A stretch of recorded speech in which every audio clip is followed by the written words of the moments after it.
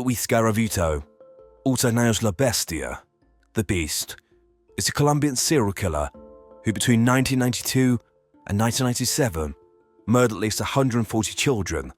However, it's believed he killed between 300 to 400, making him the most prolific serial killer in modern history.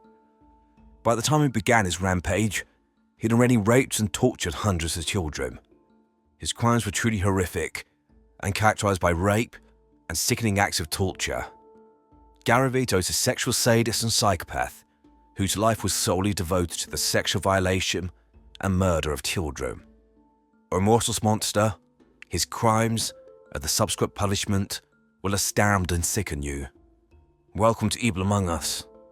Luis Alfredo Garavito was born in Genova, Colombia, on the 25th of January 1957 to Manuel and Rosa.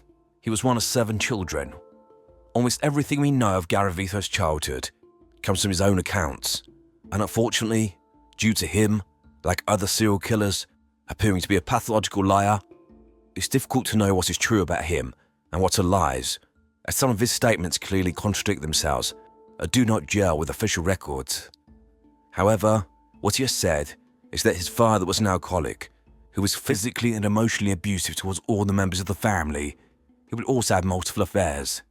With regards to his mother, Garavito described her as a violent disciplinarian who showed her children no affection and appeared to have no real interest in them. Garavito recorded an incident where he was apparently tied to a tree by his father and beaten when he was only 6 or 7 years old for defending his mother. Garavito also claimed his father would sexually abuse him and his siblings. News articles I've read from Colombia appear to indicate that Garavito's mother was a prostitute and that he and his siblings would see her having sex with various clients. Garavito's claimed to run away at the age of 8 years old and, soon after this, was targeted by a paedophile who raped him. He reports to have then joined a street gang for protection. However, it's also reported, and this seems more credible, that Garavito remained in the family home until the age of at least 10 or 11 years old, and this is based on him attending school until this age. In school, Garavito was described as a keen student, but he had difficulty learning and was mocked by his peers as being simple. He was also ridiculed due to his physical appearance, including the fact he wore thick glasses. This seemed to lead Garavito to withdraw into himself. He would play on his own and become more and more aggressive, lashing out violently when bullied and belittled. According to him, Garavito was apparently forbidden from having friends by his father, so he was isolated both at home and at school, and subjected to and witnessed to horrific acts of abuse. Garavito apparently left school in or around 1968 in order to get work to earn money for the family who lived on the poverty line. Garavito claimed that the next year he began being repeatedly abused by a drugstore worker who was a friend of his father's. Garavito claimed that he was raped, burnt, and cut by this individual, but nothing was done to stop this. Garavito also claimed that this abuse left him suicidal, but rather than killing himself, he found that killing and skinning animals, in particular birds, gave him a sense of relief and a feeling of power when he felt utterly powerless. By the time he was a teenager, it's supported that Garavito's demeanor had changed entirely. He was now morose, withdrawn, and resentful towards society, with him acting as though he was, quote, ready to take revenge on the world. He was also now very aggressive, prone to explosive acts of violence when he felt aggrieved or did not get his own way. Around this time, so around the age of 12 to 13 years old, Garavito began molesting his siblings, forcing them to sleep naked with him, where he would touch them and get them to touch him. Around this time, Garavito stated that he was also molesting young boys in the area, including a 6-year-old neighbor. In 1971, so when he was around 14 years old, Garavito stated he was raped again by a man who had shown him pornography. By the age of 15 years old, Garavito was showing signs of a proclivity towards acts of extreme sexual violence, of an attempt to initiate sexual contact with girls who would reject his advances, to which he would respond with violence. However, Garavito continued to predominantly molest little boys and was briefly kicked out of the family home this year when he was caught trying to rape a 5-year-old boy he had lured off the streets. Garavito's first brush with the law came when he was 16 years old, when he sexually assaulted a 6-year-old boy at a station in Bogota. This child screamed, alerting passers-by, and Garavito was arrested. Garavito was accused of attempted rape, but it appears when he said that his only intention was to, quote, lightly molest the boy, he was released without charge. His father's only issue with his son's behaviour was that he'd sexually assaulted a boy and not a girl. Garavito did form relationships with some women, but when he drank, he became a monster and would physically abuse his partners, showing extreme sexual jealousy, and this led to relationships ending and him wearing out his welcome in towns and cities before moving on to the next place, with the pattern repeating over and over again. He seemed drawn to women with children, and he later claimed this was because he wanted a ready-made family and to have a wife and children he could look after. Considering that he was a prolific paedophile, I've no doubt that he began these relationships to get access to the children. As personal relationships broke down, Garavito would become more angry, which meant he drank more, meaning he was more violent, meaning more relationships would break down, creating a self-perpetuating cycle. Throughout the 1970s and 80s, Garavito would abuse children, either those he dragged off the streets, or he would sometimes go to services of child prostitutes and rape them, knowing they would be unlikely to go to the police. Garavito was a prolific child molester, and initially, he let his victims live, and the level of violence used was far less extreme than the horrific nature of his later crimes. In approximately 1979, when Garavito was aged around 22 years old, he attacked a child called William, who was 9 years old at the time. Years later, William described the attack, with him stating he was walking to play with his friends when he was grabbed by Garavito from behind, and then, quote, he showed me a machete and told me, "Don't make noise, don't scream, don't do anything because I'll kill you." He told me to take off my shirt, he took off my pants, then he started kissing me, horrible, all over my body. He would take my penis and suck it, and kiss my mouth. He took my tongue and sucked it too hard to tear it off, and told me, "This is how you have to do it to me." Garavito then took William to a house and abused him for the next 5 hours, including performing oral sex on him, making William do this to him, whilst also beating him. Eventually, William was able to escape and run away. Similarly, in around 1991, Garavito approached 10-year-old Carlos Alberto in Quindío, a region in the west of Colombia. The pair walked to a secluded area, with Garavito being very amenable, but suddenly, he pulled out a knife and held it to Carlos's throat, before tying him up, raping him, and torturing him. Carlos was only able to survive because he convinced Garavito that he enjoyed the abuse, which led to Garavito stating, quote, "See you next week, that's how I like it, that you also like it." Whilst abusing children, Garavito was showing signs of significant mental illness, including psychotic episodes, i.e. breaks from reality. He apparently wrote the names of the children he abused in a notebook, and then prayed for them, whilst beating his chest, whilst naked, in some sort of strange ritual. He would also obsessively read the Bible, and also had an interest in the occult. Garavito would apparently have bouts of depression due to feelings of guilt for his crimes, and would wake up in tears before breaking out into laughter, remembering the sexual pleasure he got from their suffering. This is according to his own words, and once I think the laughter is true, I have no doubt that any statements of remorse or guilt are lies. Garavito would move around Colombia, and wherever he went, there was a spike in the number of children who were molested. Garavito was a methodical and cunning offender. He would specifically target homeless children, orphaned boys living in the streets who were just looking for money and food. Garavito would offer them both, and for children who had addictions to alcohol and drugs, he would offer them their next fix. He would also pose as different people and would wear various costumes, with him disguising himself as a priest, a street vendor, and an elderly man offering these children jobs or asking them for help around the house in exchange for room and board. Garavito would never appear in the same disguise too often in order to avoid suspicion. The whole point of this routine was to lure children away from populated areas, with Garavito often walking them long distances in order to tire them out so they've been able to fight back. Then he would attack them. Throughout the 1980s, the savagery of Garavito's abuse of children became more extreme. He would burn, rape, cut, and stab the children, often torturing them for hours whilst they were tied up and screaming. During this same period, he also spent time in psychiatric hospitals after attempting suicide on several occasions and displaying signs of acute mental illness. This included a period of 5 years according to police reports. So this period of 12 years can be reduced down to 7 years, meaning that on average, Garavito is molesting 2 children a month, but this figure is likely much higher.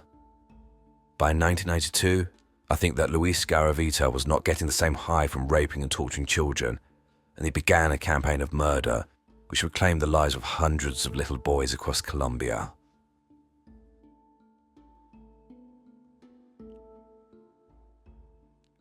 According to Garavito, in the middle of 1992, he was using a Ouija board when he began communicating with the devil, who asked whether he wished to serve him. Garavito said he then made a pact with the devil, who commanded him to kill as many children as possible. Garavito's first attempted murder apparently occurred on the 1st of October 1992, when he approached a child selling sweets and cigars in the streets of Bolivar, an area in the north of Colombia. Garavito lured this boy to a secluded area and began to attack him, but was interrupted by passers-by and then beaten by the police. Just 3 days later, on the 4th of October 1992, Garavito claimed his first victim, 13-year-old Juan Carlos, who he lured to a secluded area with the promise of paid work. Once there, Garavito raped Juan and used a butcher knife he had recently purchased to slice his throat and cut off his penis. The floodgates opened after this first killing, and Garavito engaged on a campaign of rape and murder across Colombia over the next 7 years, including claiming his second victim within 6 days. This time he raped and murdered a 6-year-old boy. Few children escaped from Garavito, but those that survived give us an insight into the depravity of this man. One such child was Brand Alvarez, who was 16 years old when he was attacked by Garavito in the mid-1990s. Brand and his father worked in cockfighting, and, whilst his father tended to the birds, Brand was lured to a secluded area. Garavito then threatened him with a knife, bound him, raped him, and tortured him, including stabbing him 7 times with a screwdriver. As Garavito progressed in his killing spree, his crimes became increasingly more heinous and sadistic. Please be warned, I'm going to give a rundown of the things he did to his victims, so please, if you don't want to hear this, then skip through the video until you can no longer see this warning. As a sexual sadist, Garavito would often rape and torture the children at the same time, as it appears that violence was the only way he could become aroused and achieve orgasm.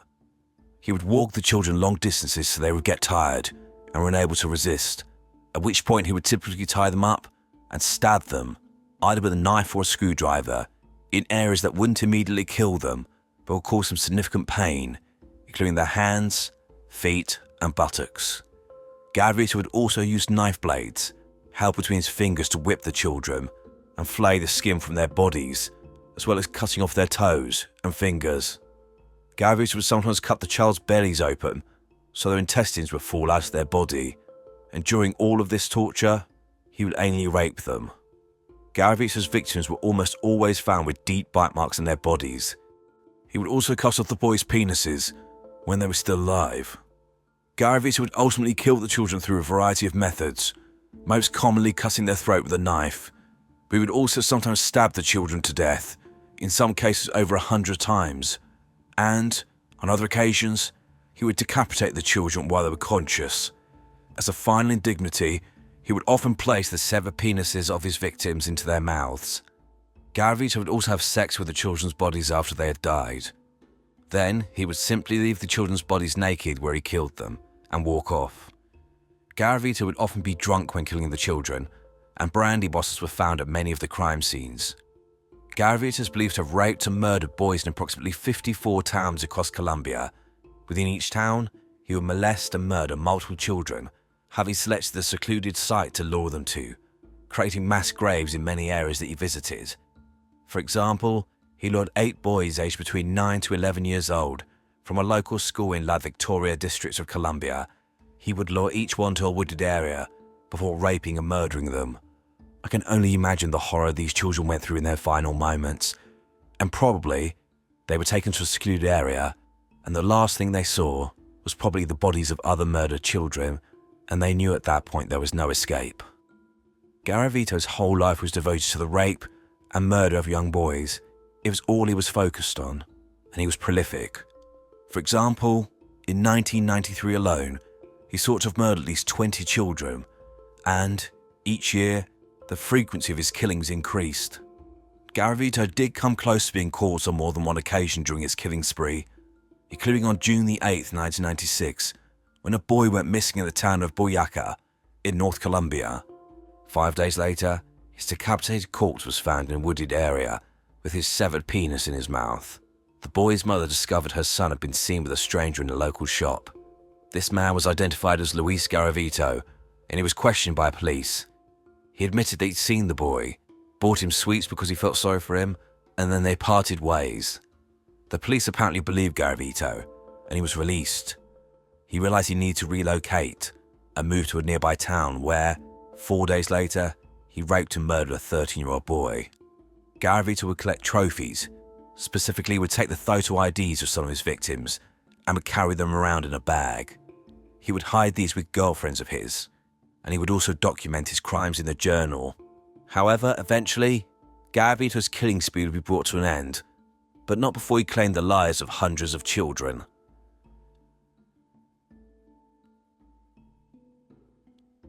All through the 1990s, authorities had suspicions they had a serial killer operating in Colombia due to the number of missing children and their bodies being found with signs of sexual torture and all being bound in similar manners with nylon rope. However, authorities began to pay real attention when on the 7th of November 1998, in an isolated area of the city of Pereira, a mass grave was uncovered which held the corpses of between 25 and 36 young boys. All of the bodies showed signs of being bound, sexually assaulted and tortured. Another mass grave, this time contained the bodies of 41 children, was also found in the area of Risaralda. Then, a further 27 bodies were found in a mass grave in the neighbouring region of Valle de Cauca. So that is approximately 100 bodies of murdered children. Authorities began investigating, but it was a mistake that Garavito made in February 1999, which ultimately sealed his fate. Specifically, on the 6th of February 1999, the bodies of 2 children were found on a hillside near a sugarcane field outside the city of Palmira in southwest Colombia. A day later, a 3rd body was found. All 3 children had been bound, raped, and tortured. The cane field these children were found in had been destroyed by fire. Garavito, whilst in a drunken state, had fallen asleep with a lit cigarette on top of the children's bodies and had set the field on fire by accident, almost killing himself. In his panic to escape, he left behind money, his glasses, and a note containing the address of his girlfriend. The girlfriend was spoken to, and she handed the police a bag. In the bag was Garavito's ledger and his trophies, the photographs of the dead children. The police knew they had their man.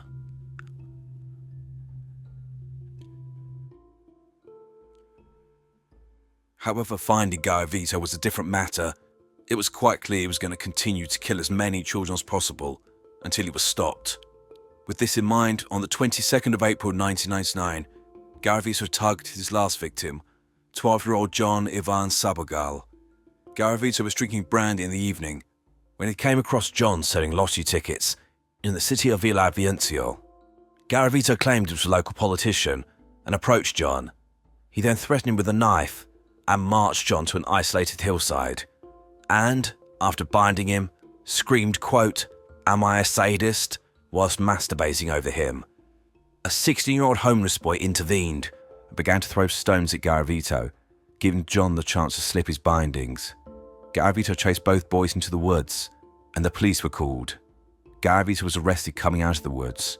He was unable to find either child. When in police custody, Garavito quickly confessed to killing 140 children, and this bizarre video shows the moment of that confession.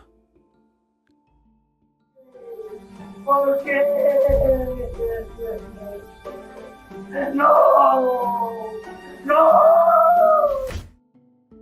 The police were not satisfied with just a confession, and they sought concrete evidence of Garavito's guilt, and this was in abundance. His DNA was found all over the crime scenes, including on the bodies of his victims, but also on alcohol bottles found at the scenes. Also, Garavito took police around the country to the mass graves of the children he murdered. How many bodies were actually recovered varies between sources, but it appears the remains of at least 138 children were discovered. Many of these were skeletonized, having been murdered years before. I found very few pictures of the victims. However, these are the faces of a very small fraction of the children that Garavito violated and then horrifically murdered.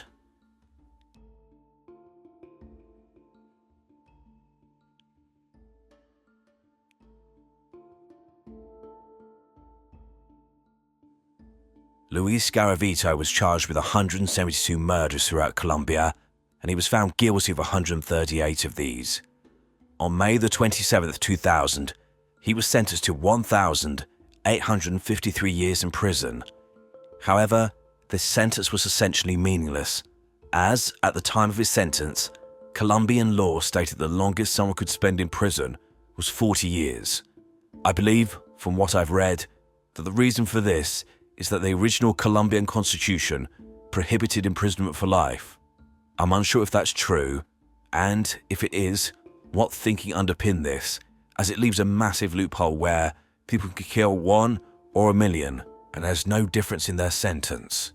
That's a really weird decision. However, and it gets worse, due to Garavito helping authorities recover the bodies of his victims, his sentence was further reduced to 22 years, meaning that, as of 2023, Luis Garavito is eligible for parole.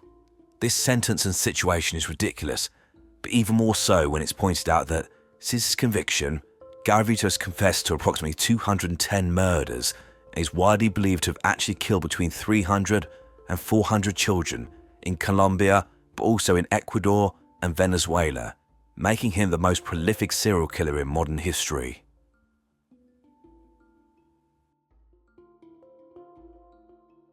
Before talking about the psychological profile of Luis Garavito, for talking about his time in prison, I want to outline why he was able to get away with his crimes for so long.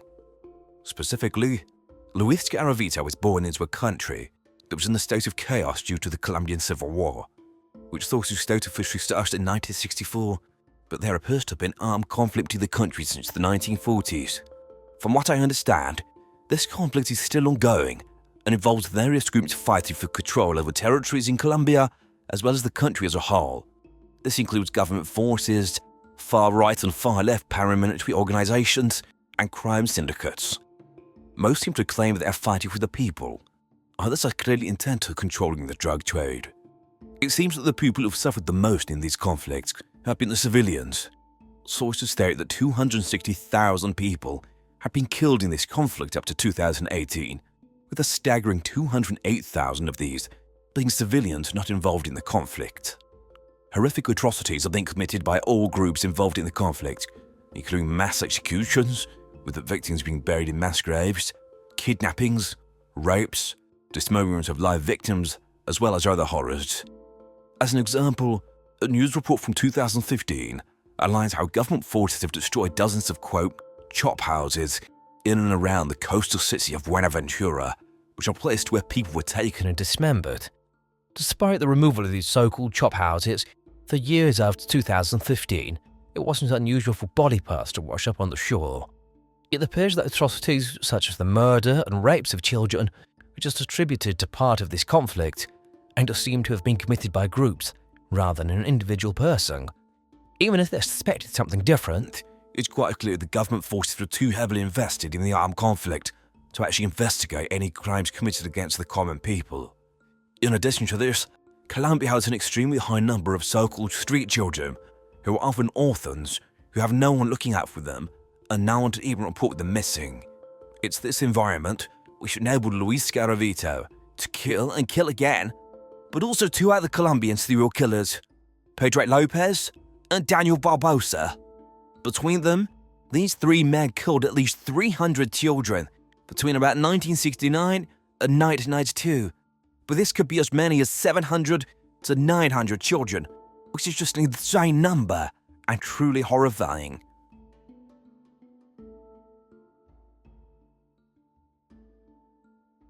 I've covered some of the most evil and soulless individuals on this channel, but in my opinion, Luis Garavito sits on top of this pile. This is not just because of the number of his victims, but also the sheer depravity of his crimes and his continued unwillingness to take responsibility for his actions and his frankly perverse statements made during interviews whilst in prison. As a starting point, I want to play a few-second clip from an interview with Garavito, which I think is from 2016, or it may be slightly earlier. Jag är ju när jag ska med sig igen. Kakakarir, inte lika upp och här. Jag neckades, jag blir det jag blir lite ställe vändon i allmaldium.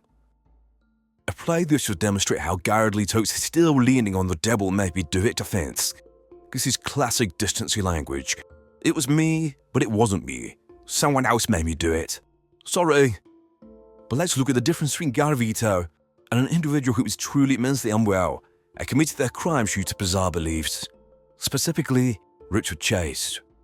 Richard Chase murdered 6 people in the space of a month between 1977 and 1978 in Sacramento, California.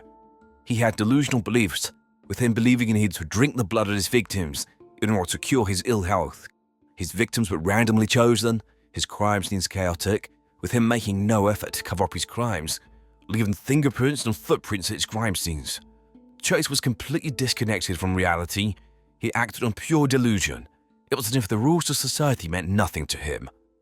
However, let's look at Garavito. He was a calculating and to a great extent organized offender. He targeted children he knew would not be missed, used various disguises and ruses in order to gain access to his victims, and took them to pre-selected locations in order to torture, rape and kill them, knowing he wouldn't be disturbed. This was a man fully in control, a man solely focused on fulfilling his sick sexual fantasies. Maybe Garavito's convinced himself that the devil did make him do it, but he doesn't recognize Satan looking back at him when he stares into the mirror. Instead, I believe that Luis Garavito is the epitome of a sadistic sexual psychopath. He gains sexual gratification from engaging in ever more depraved acts, which were clearly fully intended to cause these children as much pain as possible for as long as possible. It's clear that he could only gain erection and achieve orgasm from the pain and humiliation of others. I've read somewhere that Garavito was apparently sorry for his crimes and would pray for his victims. Absolute bollocks. This is something that Garavito has claimed, but it's rubbish. This man is a psychopath. He doesn't have the capacity to feel remorse for his actions or compassion for any human being. He couldn't, given the horrific things he did to these children. Their last moments must have been characterized by fear, absolute horror, and indescribable pain. Garavito subjected hundreds of children to this horrific fate. His pathetic wailing when he finally confessed to his crimes, I have no doubt, was to try and portray himself as remorseful, and his stories about his childhood, which seemed to chop and change, I think were made to try and portray himself as a victim. I've no doubt there is some truth in Garavito's statements about his childhood. He likely was raised in a house of violence, and, given the situation in Colombia at the time, he likely saw absolute horrors outside the family home. These experiences inevitably shaped his attitudes and beliefs, but lots of people have truly horrific childhoods, but they don't go on to murder hundreds of children. A deprived or traumatic childhood is not an excuse to harm others. You have a choice. Garavito had a choice, and he decided to destroy the lives of innocent children, rip their bodies apart, and dispose of them like rubbish. I think in his own mind, whilst Garavito knows that society frowns on what he did, he doesn't really think he's done anything wrong. As if to reinforce his point, and seriously brace yourself, during his time in prison, Garavito has stated his intention to become a politician and to be an advocate for children's rights and to work on legislation to protect children. I mean, like, what the fuck? That'd be like letting a paedophile run a daycare or making an arsonist a fireman, but I don't know. Luis Garavito is currently 66 years old and apparently has advanced eye cancer. However, I've no doubt, even with his poor health, if he was released tomorrow, he would kill the day after and keep killing for as long as he draws breath. I pray to God that the Colombian authorities find a way to keep this man in prison forever. He is, in my opinion, the epitome of evil. Sidney Cook is a British convicted rapist and suspected serial killer, currently serving a life sentence for horrific crimes against children in the 1970s. However, these offences are just the tip of the iceberg. Cook was a prolific predator who abused children from the 1960s until the 1980s and was the head of a group of paedophiles known in the press as the Dirty Dozen. These men abducted, raped and killed male children. Cook is one of the most remorseless, depraved and disgusting offenders in UK criminal history, who, at the age of 95, is also one of the oldest serving prisoners in Britain. Welcome to Evil Among Us. Sidney Charles Cook was born on the 18th of April 1927 in Stroud in the county of Gloucestershire. Little is known about Cook's childhood, but he later claimed in court that he was sexually abused as a child. This may have been his way of trying to gain sympathy from the judge and portray himself as a victim, or it may indeed be true. But it's no excuse for anything that he did as an adult. In August 1945, Cook joined the British Army, but was a terrible soldier, and he was frequently AWOL and served several prison sentences for this. He was eventually kicked out of the army in 1952, spending most of his time either on the run or behind bars, rather than serving king and country. In the early 1960s, Cook found work as a fairground worker, which would enable him to travel around the country, interact with children, and eventually target them without suspicion. Cook specifically manned a test your strength machine, which was popular with young boys keen to show off. When Cook began sexually abusing children is unclear, but in 1961, he was given a £20 fine for molesting a boy in a cinema. Cook's next confirmed victims were two brothers, with the youngest being 10 and the elder one being around 11 or 12. They both came from an abusive household, where there were 9 children in total, with their father being described as an alcoholic, violent bully, and their mother being unable to care for the children. Cook came across the family whilst working at a fairground in 1970, and it appears that this family may also have been from this community, as the offences he committed were across various areas, indicating this family moved around frequently. The youngest boy was abused by Cook for approximately 5 years from the age of 13 years old, being anally raped, as well as being forced to perform oral sex on Cook, whilst also having him engage in this behaviour on him. The older brother was molested at the same time as his sibling for around 4 years and threatened with violence if he didn't comply. On some occasions, the boys would be taken together to an allotment and sexually assaulted by Cook and a friend of his. Remember these offences, as they'll be important later.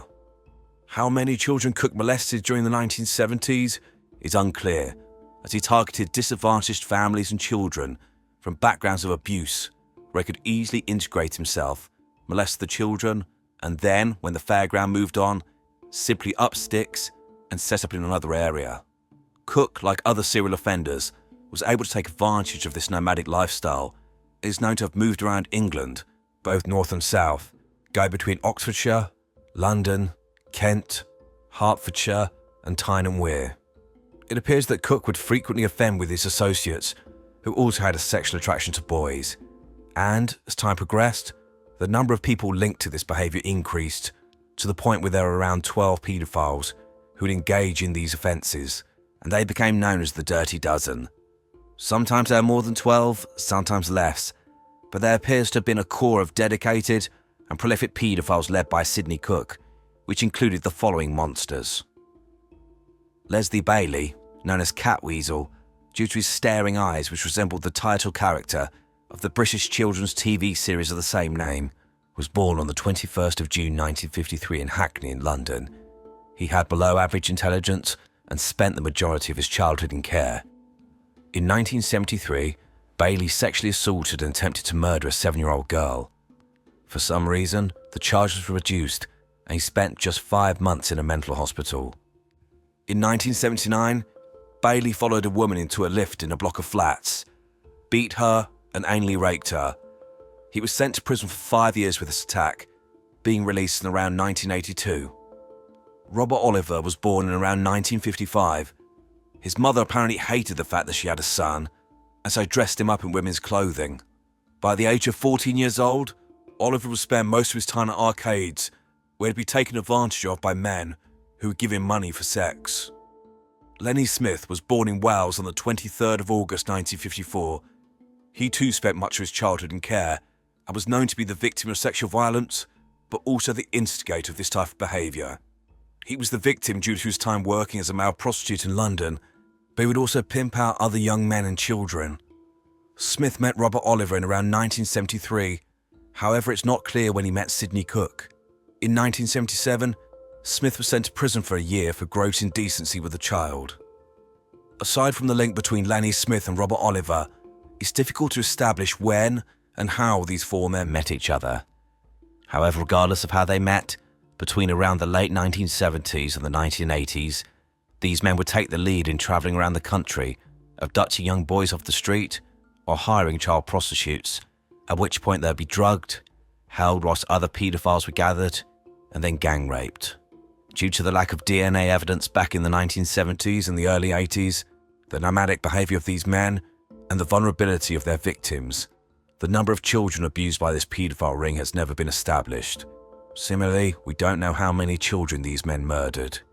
Conservatively, it's believed they gang raped upwards of 50 children, although this is likely to be a significant underestimation. With regards to children they murdered, this figure varies wildly depending on sources, but could be anywhere from 7 to 20. The deaths of only 3 children ever led to any charges against these men, with Cook, the leader of the group, only being convicted of offences related to one of them.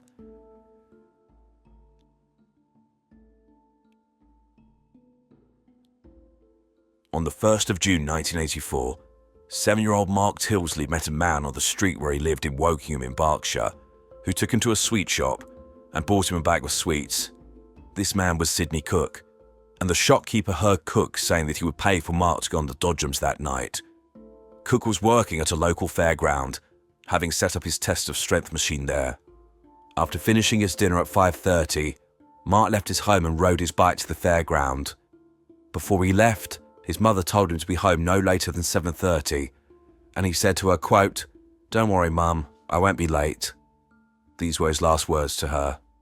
It appears that by this point, Cook had already set his plan into motion, with him calling Leslie Bailey, and he and Lenny Smith travelled from London to Wokingham to attend a, quote, party that evening.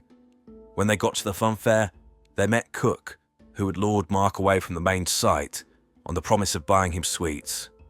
It appears that Mark was becoming scared, and he resisted, and he had to be picked up and forced into the car and driven to Cook's caravan a short distance away. They then met with another paedophile, known only as Oddbod, at the caravan. Once inside, Mark was given a glass of milk laced with muscle relaxant before being raped by all 4 men. More muscle relaxant was poured down his throat, and he was gang raped again. At some point, it was noticed that Mark was dead, but Cook said he was just unconscious and returned him to the site of the abduction. The other men left, leaving Cook alone with Mark's dead body.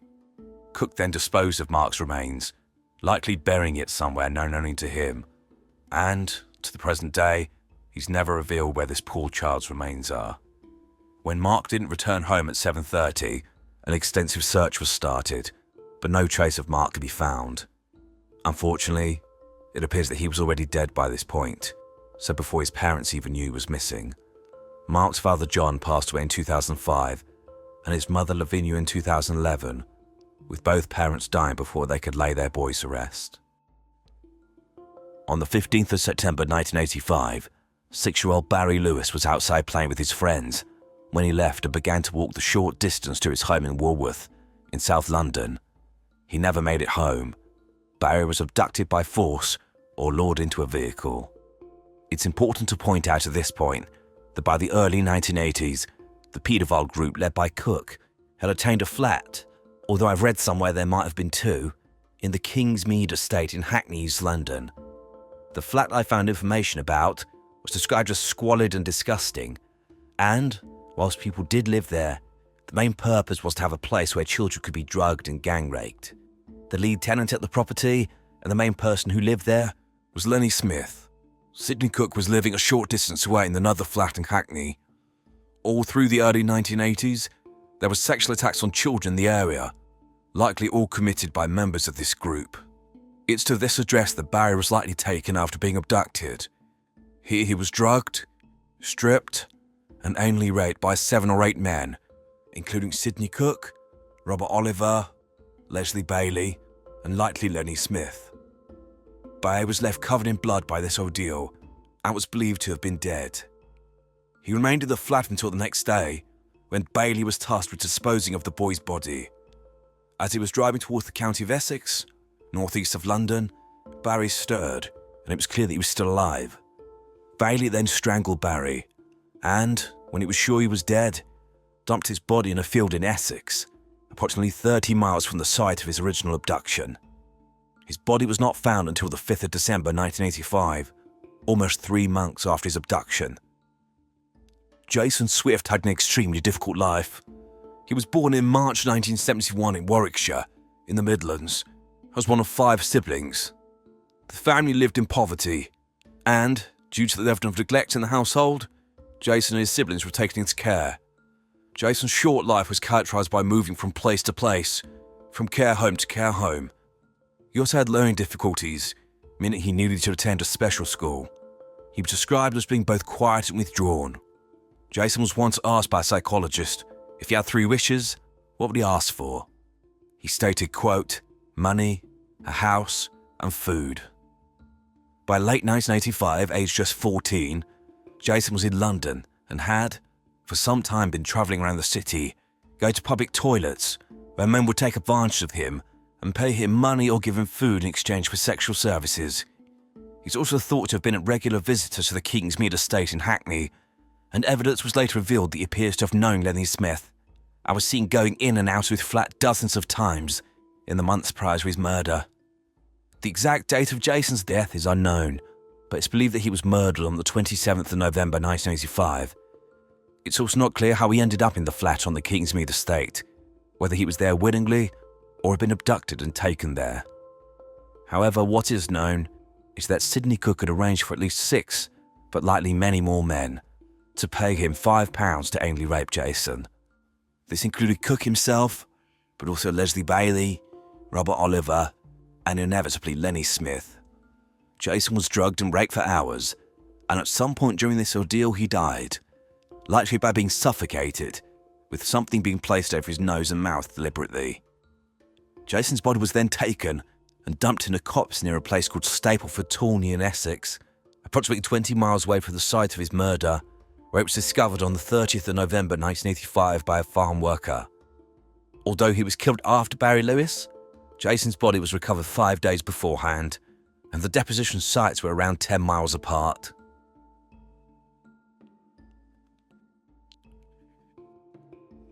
Autopsies on the bodies of both Jason Swift and Barry Lewis show police that both had sustained horrific injuries from being raped by multiple men, showing them not after one man, but a group of men.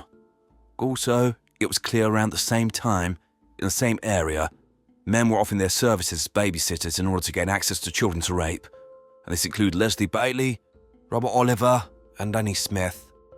In January 1986, the police therefore began a task force investigating the offence of this paedophile ring. Over the course of 1986 and 1987, the police interviewed thousands of witnesses and people of interest and compiled thousands of pages of evidence and intelligence. As time progressed, each of the main group members was arrested. Initially, they were detained for various sex offences, and this included Sidney Cook and Lenny Smith, who were both arrested in February 1986, related to the sexual assault of a 13-year-old boy. Whilst in prison on remand for this offence, Cook would boast about raping children and the murder of Jason Swift. He would go into graphic detail about raping and killing boys, with him saying that he killed many of them. The prisoners were so disgusted that they contacted the police to tell them what they'd learnt. In June 1987, Robert Oliver was arrested and charged with abusing children whilst posing as a babysitter. Oliver was questioned about the death of Jason Swift and confessed that he knew him through Cook and Smith, therefore forming the link between them. In July 1987, Leslie Bailey was arrested and soon confessed to being present on the day that Jason died, raping him and being complicit in his death. He named all of the men that were present. This same month, Sidney Cook was confronted with all the evidence whilst in prison, and he admitted raping Jason, but claimed that he'd simply been invited to a, quote, gangbang, organised by someone else, and he was not responsible for his death. He said that Lenny Smith had brought Jason to the property originally. By 1988, enough evidence had been obtained to charge all 4 men with raping and murdering Jason Swift.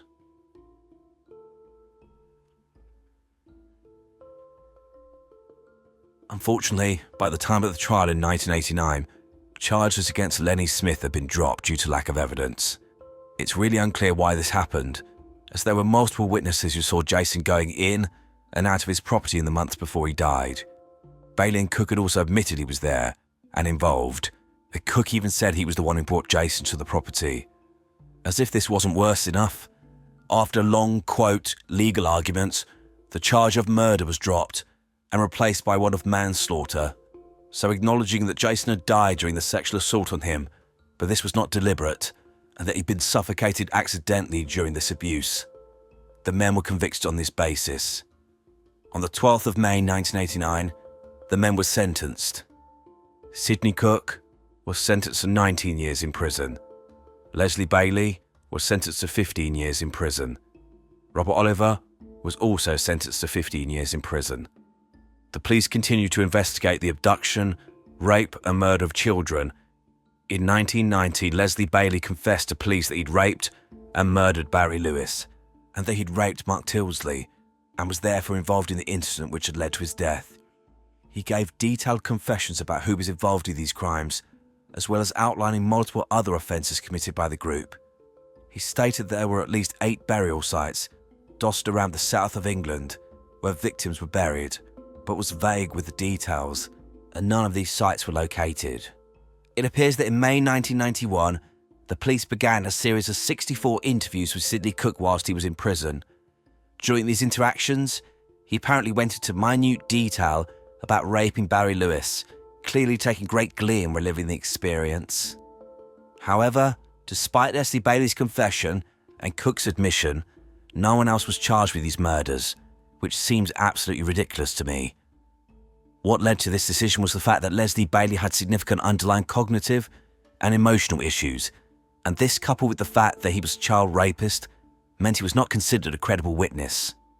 In addition to this, Cook subsequently withdrew his confession to raping Barry, and there was little other evidence, so there was not enough to charge anyone else with the offences related to Mark and Barry. So Bailey stood alone in the dock when on the 14th of June 1991, he pleaded guilty to murdering and raping Barry Lewis, and on the 22nd of October 1992, he pleaded guilty to the manslaughter and rape of Mark Tilsley. Leslie Bailey was sentenced to life in prison for his crimes, but I don't have any information about how long he was meant to serve before he could apply for parole. However, it doesn't matter, as Bailey would never see freedom again, and his time in prison was short. On October the 7th, 1993, he was found dead in his cell at H&P Whitemoor, a Category A prison in Cambridgeshire. He'd been murdered, strangled to death by 2 inmates as retribution for his crimes. Before turning to what has become of Sidney Cook, I want to look at the fates of the other men involved in this case.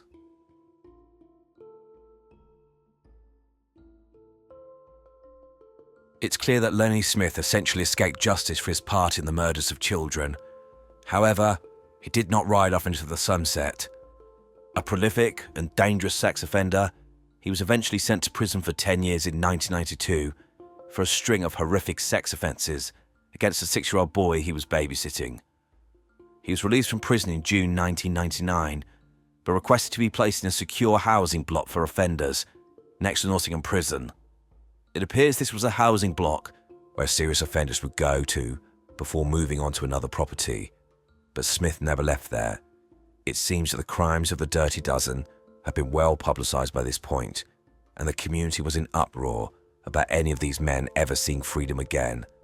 Smith likely knew that if he stepped out into the real world, he would be murdered. This was a well-founded concern, given that Leslie Bailey had already been murdered, but also a man named Bill Malcolm was murdered in February 2000. He was living in a property in East London when someone knocked on the door. When he opened it, he was shot at point-blank range in the head.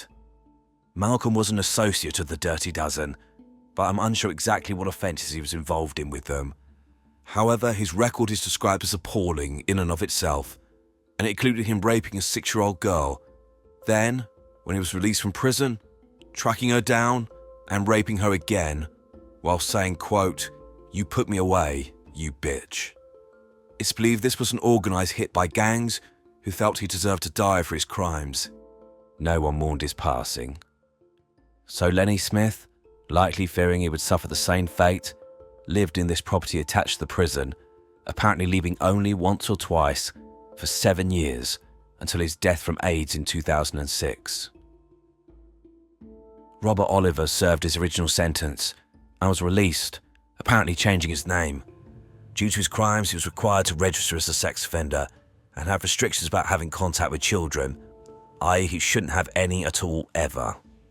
In July 2013, he was jailed for 3 years for breaching these conditions, as he'd apparently gone into a household with children and sent a birthday card to a 1-year-old. He was released in 2014 and is apparently still alive, but probably with a new name. So what became of Sidney Cook? Sickeningly, his sentence of 19 years was reduced by the Court of Appeal to 16 years in 1992, as he was able to argue that, due to Leslie Bailey's confessions, he must have been the leader of the group. He was just following. Why this made a difference, I do not know. However, the police knew that he was the ringleader. This meant that Cook would be released in 1998. During his time in prison, Cook showed no remorse and refused to undertake any rehabilitation programs. In fact, he revelled in his offending and was seen as a celebrity by other paedophiles. He would describe in graphic detail how he'd raped and murdered children, claiming he killed between 15 and 20. The public was well aware of how dangerous Cook was, and so, when he was released on the 6th of April 1998, they were waiting for him.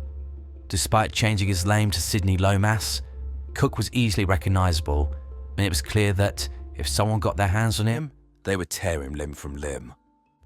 Cook was housed at Yeovil Police Station in Somerset for his own protection and stayed there for 9 months, not leaving the premises. The police knew they had an extremely dangerous child rapist and murderer now released. It was only a matter of time until he began offending. They needed something, anything, to hang on him, to get him off the streets forever. Luckily, they got a break. They were able to obtain statements from the 2 brothers I mentioned at the beginning of the video, who Cook abused for years in the 1970s. Based on this, on the 20th of April 1999, just over a year after his release, Sidney Cook was charged with 18 sexual offences against these children, including rape and sexual assault. During his police interview, he admitted the offences, and showing his disgusting, distorted thinking, he told the officers that the reason why he'd performed oral sex on one of the boys, after he'd forced this child to do this to him, was because, quote, he gave me entertainment, and I returned the compliment.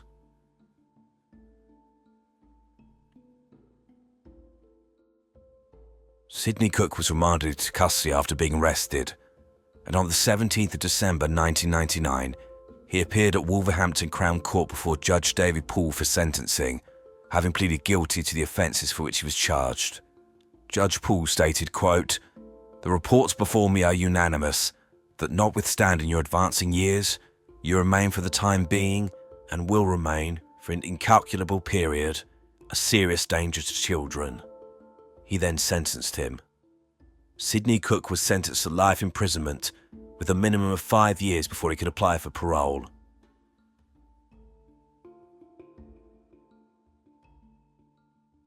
Sidney Cook has been eligible to apply for parole from around 2004, and at the time of recording, this has been refused 10 times, most recently in October 2021. He was back in the papers again in October 2022, when a story appeared about him making an appeal to get his freedom. Obviously, a story like this produces panic, and I sometimes wonder whether the authors are just ignorant of how things work, or know and just want to be sensationalist. Basically, prisoners on life sentences can apply for parole at regular intervals. This is reviewed by the parole board. This happens maybe once a year or once every 2 years. The parole board can decide to release them back into the world, move them to open conditions, which is a less restrictive environment, or refuse either of these 2 things. Cook has been denied either release or a move to open prisons since he first became eligible for parole and remains in the Monster Mansion, H&P Wakefield, a cash VA prison which houses some of the country's most dangerous offenders. The fact he still remains in this environment and has not been moved to a lower security prison for his entire time in custody shows what the authorities think of him. Sidney Cook can apply for release until the cows come home, but he'll never be released. And at the age of 95, he's hopefully coming to the end of his miserable life, and the next headline will be about his death.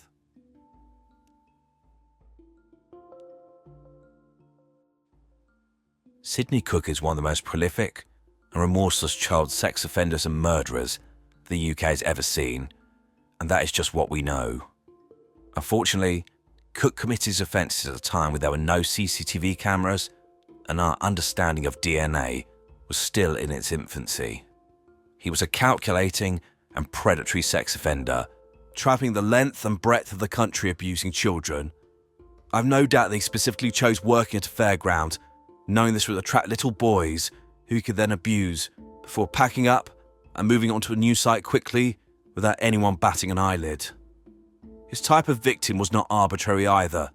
Cook targeted children he knew had fallen through the cracks in society, like Jason Swift, a lost young man who was already being abused by predatory men when all he wanted was a roof over his head and food in his belly. Sidney Cook is a man who devoted his whole life to the abuse of children. He was inevitably a sexual psychopath. I've no doubt that he got sexual gratification from him and the screams of his victims. He also saw that he could make money from this, and so got men to pay him to rape the children he obtained. The men whom he committed these offences with were no less evil. All of them were deeply disturbed, horrific excuses for human beings. Together, these men and all of the others involved formed an unholy alliance intent on meeting their disgusting sexual need to abuse young boys, destroying their bodies, and for those they did not kill, inflicting wounds so deep psychologically and emotionally that I wouldn't be surprised if some of the people they abused and let live committed suicide afterwards, or struggled with being able to cope in their life until this very day. People who victimise children are cowards, pure and simple, but Cook existed in a world surrounded by pathetic cowards. He gained a sense of celebrity from these pathetic sycophants. All through his time in prison, it appears he wanted recognition and praise for the things he had done. I've read that Cook is a remorseless and arrogant man, and imagine that if you sat down with him, he would sit there with a smirk on his face, just asking for a kicking. The most heartbreaking part of this story is just how little we know about the crimes of Cook and the so-called Dirty Dozen. Several men I haven't mentioned were convicted of their part in this paedophile ring, but the majority were never identified and never prosecuted. This lack of knowledge also means the identities of all the children they murdered will never be known. Each one of these victims represents a life that was snatched away before it even begun, but also a family who never knew what happened to their loved one, or, even worse, because of the type of children he targeted, some may never have been reported missing. Their disappearances may not have even been noticed. I hope that all of the children who died at the hands of Sidney Cook and his disgusting band of paedophiles are at peace, and the ones that survived have been able to rebuild their lives despite what these monsters did to them. Joanna Dennehy is a British serial killer who, in the space of just 10 days in March 2013, stabbed 3 men to death and tried to murder 2 others before she was stopped. She later said she had planned to kill 9 men in total. Dennehy is one of only 2 women currently serving prison sentences in the UK who will never be released, the other being Rose West, who, along with her husband Fred, murdered at least 10 young women between 1973 and 1987 in Gloucester. The reason why Joanna Dennehy will spend the rest of her life in prison is the nature of her crimes, her lack of remorse, and her narcissism, with her describing herself as, quote, a fully committed psychopath. Welcome to Evil Among Us. Joanna Christine Dennehy was born in August 1982 and grew up near the city of St Albans in Hertfordshire. She was raised by her mother Kathleen, her father Kevin, and she also had a sister Maria. I've looked into various reports and articles. I can find no evidence of neglect or abuse in her childhood. In fact, it appears that Dennehy was raised in a loving and stable home. She did well at primary school and seemed to have a promising future, and she showed interest in becoming a lawyer. However, all that changed when Dennehy became a teenager and she began to rebel, and this included drinking alcohol and taking drugs in the company of criminals. Despite attempts by her parents to boundary her behaviour, Dennehy would run away from home, and she did this on at least 8 occasions between the ages of 15 and 16 years old. She would spend her time drinking and taking drugs with her negative peers and engaging in sexual activity with adult men and women. At around the age of 16, Dennehy met 21-year-old John Traynor whilst he was out walking his dog, and the pair began a volatile on-off relationship which lasted for the next 12 years. The pair had 2 daughters, including Cheyenne, who was born in 1999 when Dennehy was aged 17. Cheyenne later described happy memories of her mother initially, before her life descended into chaos, with her stating during an interview in 2019 that she recalled, quote, "My mum would love to read. She was always on the sofa reading a book, and she would go out on long walks. She loved Mr. Darcy. She read Pride and Prejudice. She would talk to me about it all the time. She'd do papier-mâché art with me and my friends." However, Cheyenne was also witness to the change in her mother, as she became an alcoholic and addicted to drugs, with her recounting, quote, "She'd gone out drinking. In the middle of the night, she sent a man to beat up my dad. It was terrifying. I was about 5, and I'd woken up, and I heard this shouting. There was this man outside shouting at my dad. He said, 'Joe has sent me here because you've done this,' but I didn't know what. My dad shouted at me to go back to bed, so I did. I didn't know what had happened after that, but I was petrified. My mum would just come home after being away for so long, and she'd have a black eye from a fight. She'd disappear for days on end, sometimes for months. She would come home, and she would have cuts all over her, or she'd been cheating, and she'd have love bites. She'd have to hide it with a scarf." As time progressed, Dennehy showed complete indifference to the welfare of her children and would leave John to raise them.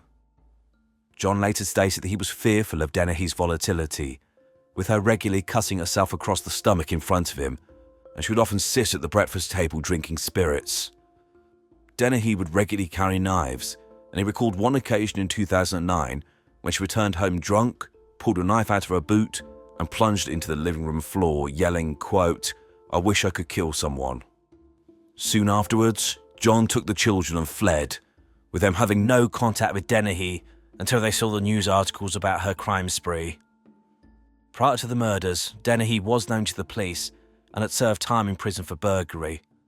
In 2012, the year before the murders, she was arrested for theft and had a psychological assessment. She was diagnosed with antisocial personality disorder as well as underlying psychopathic traits. She was described as a woman who was manipulative, lacking in any remorse for her behaviour, and prone to rage, impulsivity, violence, and explosive outbursts of anger.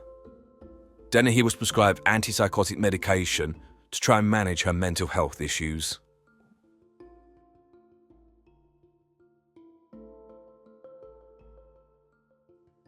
Before getting to the murders themselves, it's necessary to look at Dennehy's accomplices and her apparent allure to men in her life.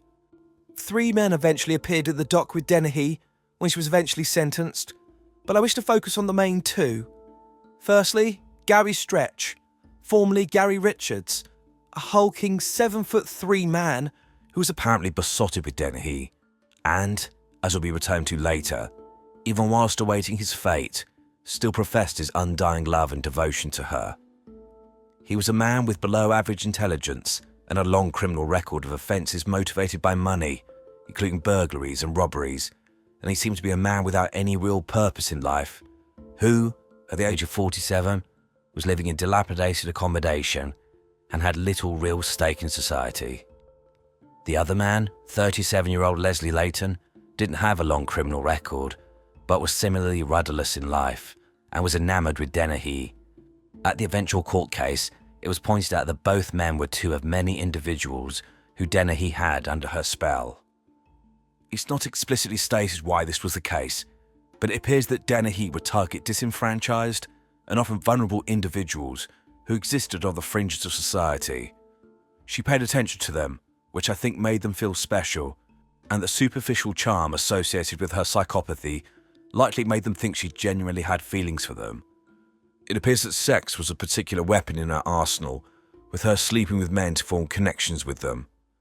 It seems that these men found being around Dennehy exciting, with them reveling in her behaviour and eventually her infamy. However, any outward expressions of attention or affection were Dennehy's way of manipulating those around her, including these men, in order to obtain drink, drugs, accommodation, and eventually to have accomplices in her killing spree. In January 2013, Dennehy, by this point aged 30, met 48-year-old Kevin Lee in the town of Peterborough in the county of Cambridgeshire. Kevin rented out cheap rooms to vulnerable people, and the two soon began a sexual relationship. Dennehy was able to live rent-free and acted as Kevin's, quote, enforcer, threatening people who had not paid their rent and other debts. So you have Dennehy in an environment where she could manipulate and abuse. With Kevin Lee, she used sex as a way to get what she wanted, in this case a roof over her head. She spun him lies to gain his sympathy, including claiming that she'd been abused as a child by her father and she'd eventually murdered him. None of this is true. With regards to her role as an enforcer, I've no doubt that Dennehy enjoyed victimising and abusing vulnerable people, likely finding the terror she instilled in them exhilarating. It was also around this time that Dennehy stopped taking her antipsychotic medication.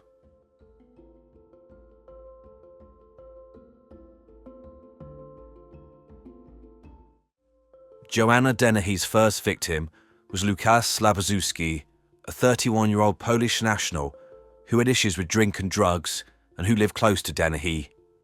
How and where the two met is unclear, but it's believed that Dennehy only knew Lukas for a matter of days before murdering him. However, even during this short time, he was clearly smitten, as he had texted a friend of his about his, quote, English girlfriend. On or around the 19th of March 2013, it's believed that Lukas was lured to Dennehy's property with the promise of sex, and when he stepped in, was attacked. He was killed with a single stab wound to the heart. Dennehy then, treating this man's remains as garbage, put his body in a wheelie bin whilst figuring out what to do with him. However, Dennehy could not contain her excitement and glee about what she'd done, so Dennehy invited a 14-year-old girl she knew to the property, specifically to show her Lukas's body in the wheelie bin. Dennehy then borrowed money from Kevin Lee and purchased a Vauxhall Astra and travelled by taxi with Gary Stretch to collect it. This was around the 21st of March 2013. The pair then drove around Peterborough with Lukas's body in the boot and eventually dumped it off Thorney Dyke, a rural road which was near to where Stretch had lived some years before. The second victim was John Chapman, a 56-year-old vulnerable man who was a housemate of Dennehy's. Chapman was a man who'd served his country in the Royal Navy, but his life had deteriorated due to his issues with alcohol and he'd fallen on hard times. However, he was described as a, quote, kindly, harmless and inoffensive man, and Joanna Dennehy took full advantage of this. In the days before his murder, Dennehy, Gary Stretch and Leslie Latham were drinking his property. However, it seems there was an issue with John's tenancy, and he'd been served with an eviction notice, and it was Dennehy's job to get him out. She bragged to others she would do this by any means possible. John Chapman is believed to have been murdered in the early hours of the 29th of March 2013, whilst asleep in his living room. His blood alcohol level was 5 times the legal limit, so he was likely almost unconscious. Dennehy then attacked John and stabbed him once in the neck, severing his carotid artery, and 5 times in the chest, with 2 of these stab wounds passing through his heart. All of the wounds were delivered with considerable force. There were no defensive injuries on John's body, indicating that he likely died almost instantly, and thankfully had little idea what was going on. Dennehy then used John's mobile phone to call Gary Stretch to tell him what she had done. She also called Leslie Layton, who, rather than being horrified when he saw the scene in front of him, decided to take a photograph of John's dead body. Dennehy then went out shopping with a friend, without a care in the world, leaving John Chapman's body lying on his floor. The third murder was that of Kevin Lee, the man who'd taken Joanna Dennehy in. Why he was killed is unclear, but it seems likely he was just a convenient victim to be able to satisfy Dennehy's ever-growing bloodlust. He too was killed on the 29th of March 2013. He was lured to the property with suggestive text messages promising him sex, which he discussed just an hour before going to her property with a friend. When he went to Dennehy's property, she attacked him, stabbing him 5 times in the chest, with these injuries piercing his heart and lungs. Kevin was found to have defensive wounds, which indicated that he fought for his life. Joanna Dennehy now had 2 dead bodies to deal with at 2 different locations and employed the help of both Leighton and Stretch, who dutifully worked to help Dennehy clean up the murder scenes and dispose of the bodies. John Chapman's body was driven and dumped mere yards from the body of Lukas Slapaszewski, which has still not been discovered. Kevin Lee's remains were dumped in a remote rural area on the outskirts of Peterborough called Newborough. However, Dennehy could not resist the temptation to further degrade Kevin, as if killing him was not bad enough. She dressed his corpse in a sequin dress of hers, and he was dumped wearing this, with his body being posed so that his buttocks were exposed. Dennehy took great delight, not only in killing the man who'd given her a place to live, but humiliating him even in death. She told people about the murder and was described as ecstatic. Joanna Dennehy and Gary Stretch appeared to have been under no illusions that they would eventually get caught and likely spend years, if not the rest of their lives, behind bars. But they were completely indifferent to this, with Stretch apparently laughing at this knowledge and stating, quote, "My kids are grown up, so I don't care." Joanna Dennehy and Gary Stretch then went on the run in order to get a head start on the police, and on the 2nd of April 2013, they travelled to Hereford in Hertfordshire, approximately 140 miles away from Peterborough, an area that Stretch had previously lived in. However, it's clear they had no intention of lying low and were looking to terrorise people in a whole new county. The pair committed burglaries in quick succession, and somewhere along the journey, Stretch had apparently acquired a handgun, which he proudly displayed to criminals they met up with in the Hereford area, looking for ways to sell their ill-gotten gains. This CCTV footage shows Dennehy and Stretch wandering around a supermarket hand in hand. This footage shows the sheer size of Gary Stretch, who, as already stated, was 7 foot 3 inches tall, and potentially he was armed at this point. I find footage like this so strange. You have people just going about their day-to-day life, not knowing they're walking past a woman who had murdered 3 people. Makes you think who you may pass on the street today, doesn't it? Anyway, on the 3rd of April 2013, just 24 hours after they arrived in Hereford, Dennehy had decided she wished to kill again, and she and Stretch began cruising around the roads looking for targets. This CCTV footage is chilling, as it shows Dennehy in a shop on the same road as her first random victim, with her appearing, as it was described in court later, in a state of euphoria.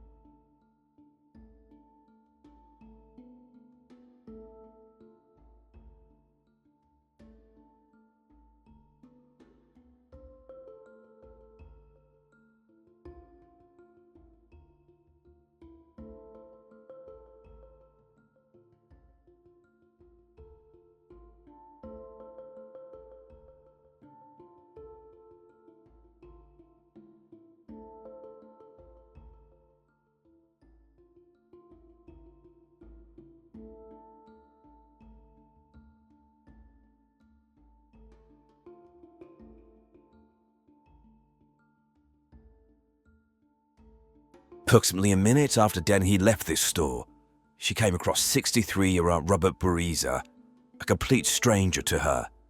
He was a retired fireman who was out walking his dogs. Dennehy approached him from behind, pulled out a large knife and stabbed Robin in the back, and then a second time in the right arm. Robin spun round and asked Dennehy why she was doing this, with her responding, quote, "I want to hurt you, I'm going to fucking kill you. Dennehy tried to continue to attack Robin, but he fought back, and eventually she stopped the attack and climbed back into the car with Stretch, and the pair drove away. Dennehy was apparently unsatisfied with this attack and demanded that Stretch find her another victim.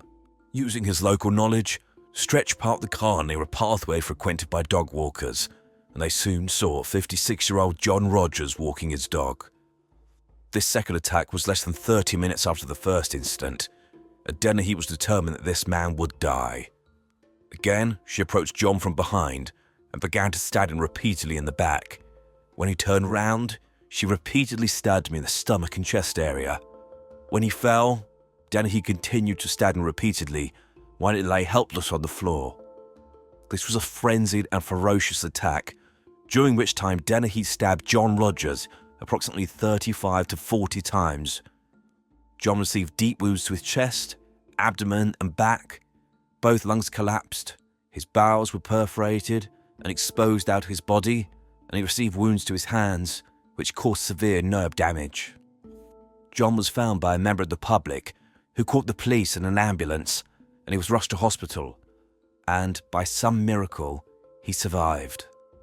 However, in a cruel footnote, John Rogers passed away in November 2014, just 18 months after the attack. The police did not pursue additional charges for Dennehy for his murder, which I find odd. Sometimes in the UK, if someone later dies from an attack, then the offender could be charged with murder even years later if their death was linked to the injuries from the initial assault.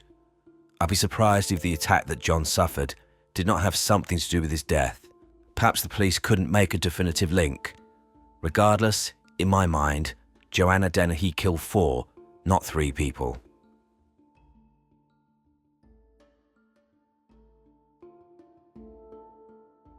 Within minutes of stabbing John Rogers, the police apprehended Stretch and Dennehy, as all forces were already looking out for them for the murder of Kevin Lee, whose body had been found, but they were now linked to these 2 stabbings. Dennehy was taken to a police station, and this chilling footage shows her apparent indifference to her fate while she flirted with police officers. L'autre que, nej, min smörn är den där för sig. Brödsäckningen på anidum försion. Så så tidigt jag kan ta. Jag am signature from beautiful buggy fox. Like that one more for. Gentle minor and my review with a sleep conversation of attempted murder and murder. I think this clip shows 2 things. Firstly, the complete lack of remorse or concern from Dennehy, with her acting like she's just been arrested for shoplifting, rather than the attempted murder of 2 people and the murder of 1 other, with her knowing they would soon link her to a further 2. Also, I think it shows Dennehy's arrogance, manipulation and narcissism, with her default way of acting in any environment being a way to look to manipulate those around her to get what she wants. And she believes that, in this environment, somehow her fluttering her eyelids will get her special treatment. Dennehy was described as, quote, calm and cooperative during her police interview, but she gave little information. However, regardless of this, there was sufficient evidence to charge her with 3 counts of murder and 2 counts of attempted murder. Gary Stretch and Leslie Latham were both charged with crimes related to assisting Joanna Dennehy in her offences.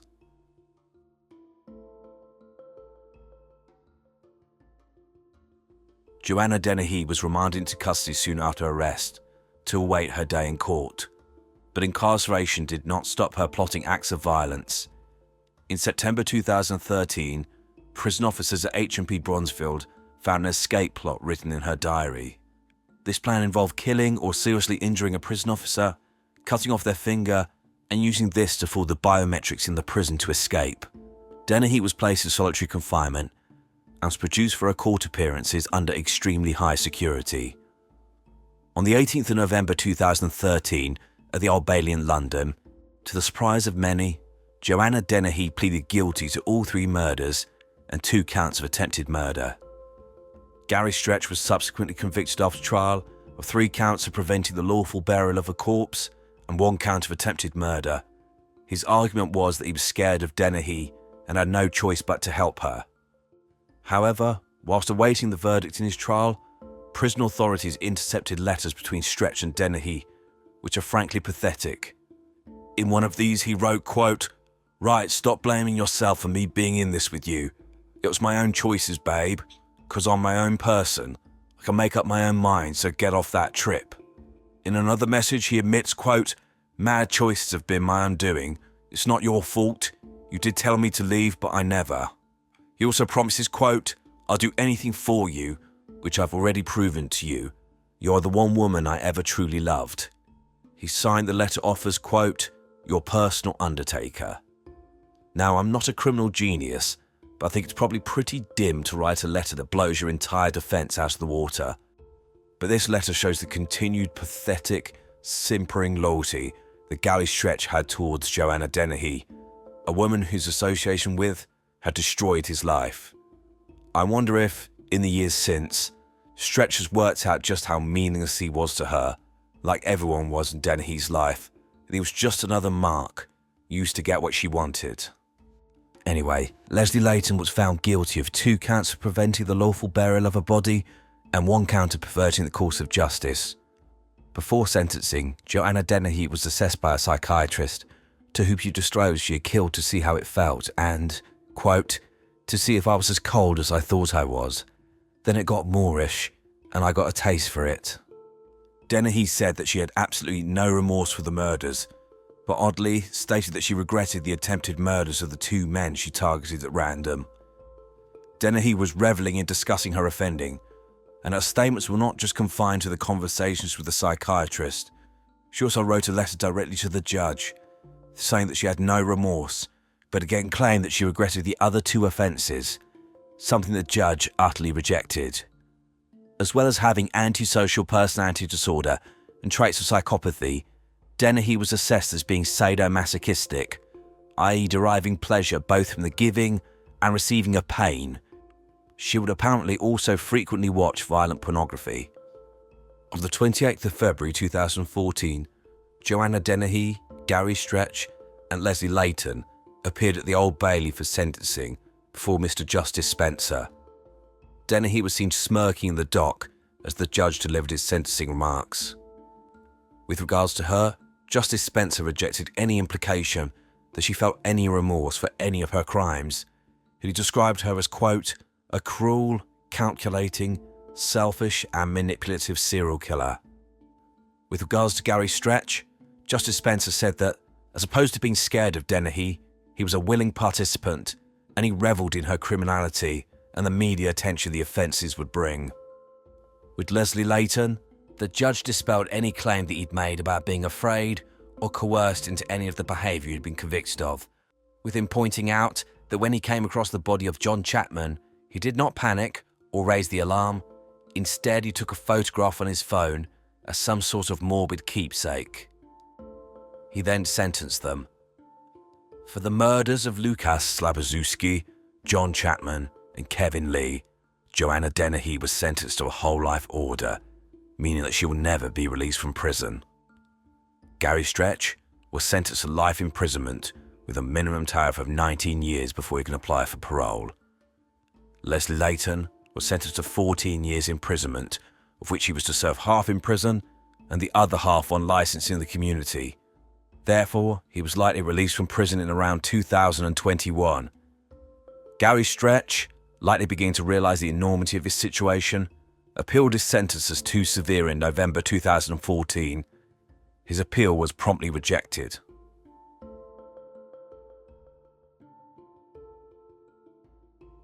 Joanna Dennehy has been busy in prison.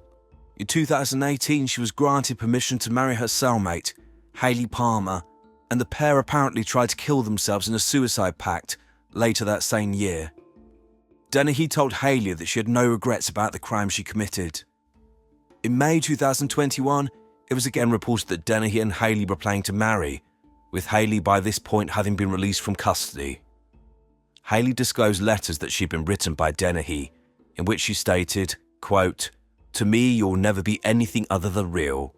The first person to creep under my skin. You have a fully committed psychopath." Dennehy has also apparently made threats to kill Rose West, but they're currently in separate prisons.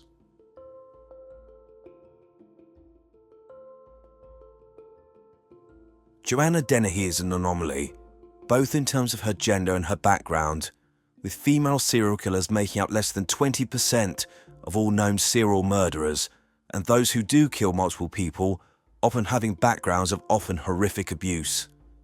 However, there is no evidence of abuse in Dennehy's background. She apparently grew up in a loving and happy household. However, I think in this case it's potentially things that happen outside the home, which is not disclosed, which are key to understanding the monster that Joanna Dennehy became. Specifically, it's recorded that Dennehy told people that she would not kill women or children, and she would only target men. I believe this was a twisted way of justifying the indefensible, but potentially gives an insight into her potential hatred of men, and that she felt that members of this gender were somehow fair game. A hatred of women has been speculated as being a motivating factor underpinning the murders of many male serial killers, including Ted Bundy and Levi Belfield, so potentially a hatred of men is a factor in the actions of some female serial killers. An obvious case is that of Eileen Wuornos, who had a history of being abused by males and who killed 7 men between 1989 and 1990 in Florida. If Dennehy did indeed have a hatred of men, I wouldn't be surprised if he had something to do with her wayward behaviour as a teenager, where she was drunk and high, and likely preyed upon by men who used her for their own purposes. This is unfortunately a common occurrence.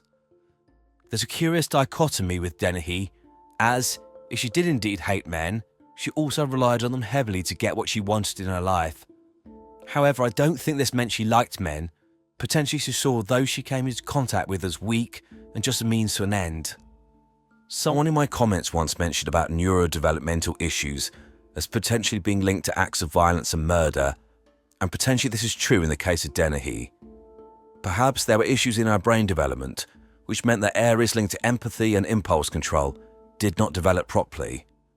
These underlying issues would likely have been compounded by her heavy drug and alcohol use as a teenager, leading Joanna Dennehy to be a ticking time bomb, someone with no empathy, a propensity for violence, a lack of impulse control, and no remorse for her behaviour. It's also clear that sexual gratification played a part in Dennehy's offending, with her gaining sexual excitement from violence towards others. This is similar to many other cases. The one that springs to mind is Andrei Chikatilo, known as the Rostov Ripper, who killed at least 52 people between 1978 and 1990 in the Soviet Union. He was a man who gained sexual excitement from stabbing his victims to death, often to the point of orgasm. Whether anyone will ever understand Joanna Dennehy is unclear. She's been described as a pathological liar. So even if she told people the truth about how her issues started, would anyone believe her? Regardless, Joanna Dennehy will spend the rest of her life behind bars, and I'd be surprised if we've heard the last of her. Ian Watkins had it all. Adoring fans due to the success of his band Lost Prophets, millions of pounds in the bank, and offers to play some of the biggest festivals around the world. However, Watkins was in fact 2 people.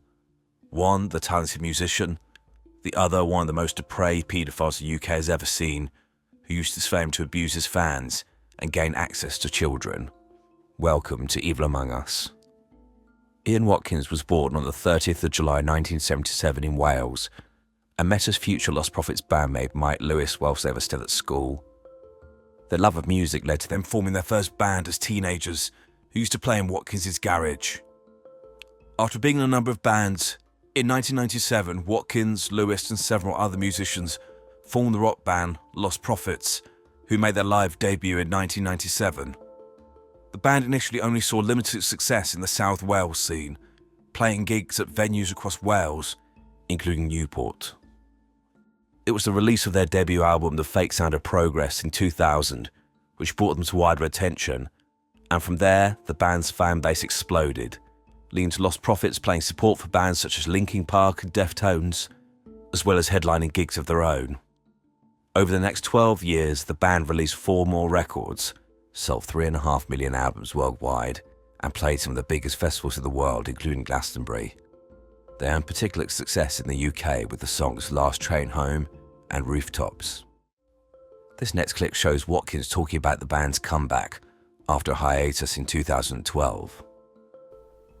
Kind of weird because to us we've never been away from ourselves. Americans forget that there are other countries out there. There's a whole world outside of America, you know. The last record didn't come out in America, but, you know, went platinum in the UK, and we did, you know, tours, just toured it constantly, and it was like, and then on this new record, this is our first record on a major label in the UK, because all the other ones have been on an indie. It's kind of weird. It's not that, like, we'd forgotten or given up on America, because like 4 of the guys live in LA, you know what I mean, and married American girls, so they're like, we got to tour America, and I'm like, well, you know, yeah, cool, but if not, you know what I mean, like, I love playing America, but I'm not going to lose sleep over it, you know what I mean, it's kind of, but then... However, there would be no comeback. By the point of this interview, Watkins was mere weeks away from being arrested for horrific crimes he had committed, including the sexual abuse of babies. What's even worse is that the police had known about these crimes for years and had had numerous opportunities to stop him. Concerns related to Watkins were reported as early as 2008, 4 years before his arrest. In December of that year, a former partner of Watkins called social services and said that he'd given their infant child cocaine and touched him inappropriately. This information was passed to South Wales Police, but was not acted upon. By this point, Watkins had already taken advantage of underage fans, including the previous year in 2007, when he'd abused a teenage girl who was a virgin. Watkins got her to dress as schoolgirl's outfit and videoed them having sex, orally, vaginally and anally. He asked her whether she enjoyed being his, quote, underage slut. He also urinated on her face and told her to drink it. In March 2010, information was passed to South Wales Police that Watkins was involved in child pornography and that he had stated that he wished to engage in sexual acts with children. In June 2010, information was again sent to South Wales Police claiming that Watkins was in possession of child pornography and had claimed to have molested a 4-year-old, and he was using social media platforms to groom underage boys and girls. Just 2 months later, in August 2010, South Wales Police received yet another report about Watkins, this time stating he forced young girls from the age of 14 to have sex with him after gigs and recorded the acts on his laptop. Watkins also claimed to have gone on social media, threatening the children that he abused, telling them that he'd get people to come round and, quote, sort them out if they told anyone. Watkins repeatedly boasted and bragged about his behaviour and how he wanted to escalate his offending. It's clear that he thought he was untouchable.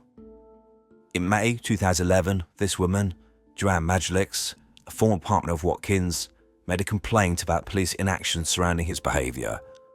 This clip shows part of an interview with her, where she describes her interactions with Watkins. He began telling me about all the underage fans that he took the virginity of, and he was proud of it, and how he abused them, and how his favourite video that he had was of a 14-year-old schoolgirl stripping off and saying her name and date of birth to the camera just before he took her virginity, and just all the other vile things that he said he'd done to these fans. And that I would say to him, stop talking, I don't want to hear it, just stop talking, it's upsetting me. He started saying that he wanted to get me pregnant just so that he could rape our daughter. In February 2012, a man made a report to South Wales Police stating his daughter might have been molested by Watkins, who had filmed the assault. There are more reports, including in April 2012, when an Australian national contacted South Wales Police and said that Watkins had boasted about getting a 13-year-old high and having sex with her, and that he hoped she fell pregnant. Watkins also boasts about drugging other young girls to have sex with, and his hopes that they too would get pregnant. In June 2012, South Wales Police were contacted by another individual who stated that Watkins had, quote, an unnatural interest in children, and that he had texted her saying he wanted to drug and rape a baby. So South Wales Police were contacted by multiple people separately, all of whom basically made the same accusations about Watkins, that he was an unrepentant paedophile, and they did nothing. We'll return to this later. However, there was one report which gave an indication of the depravity of Watkins, and which brings up the worst offences he committed.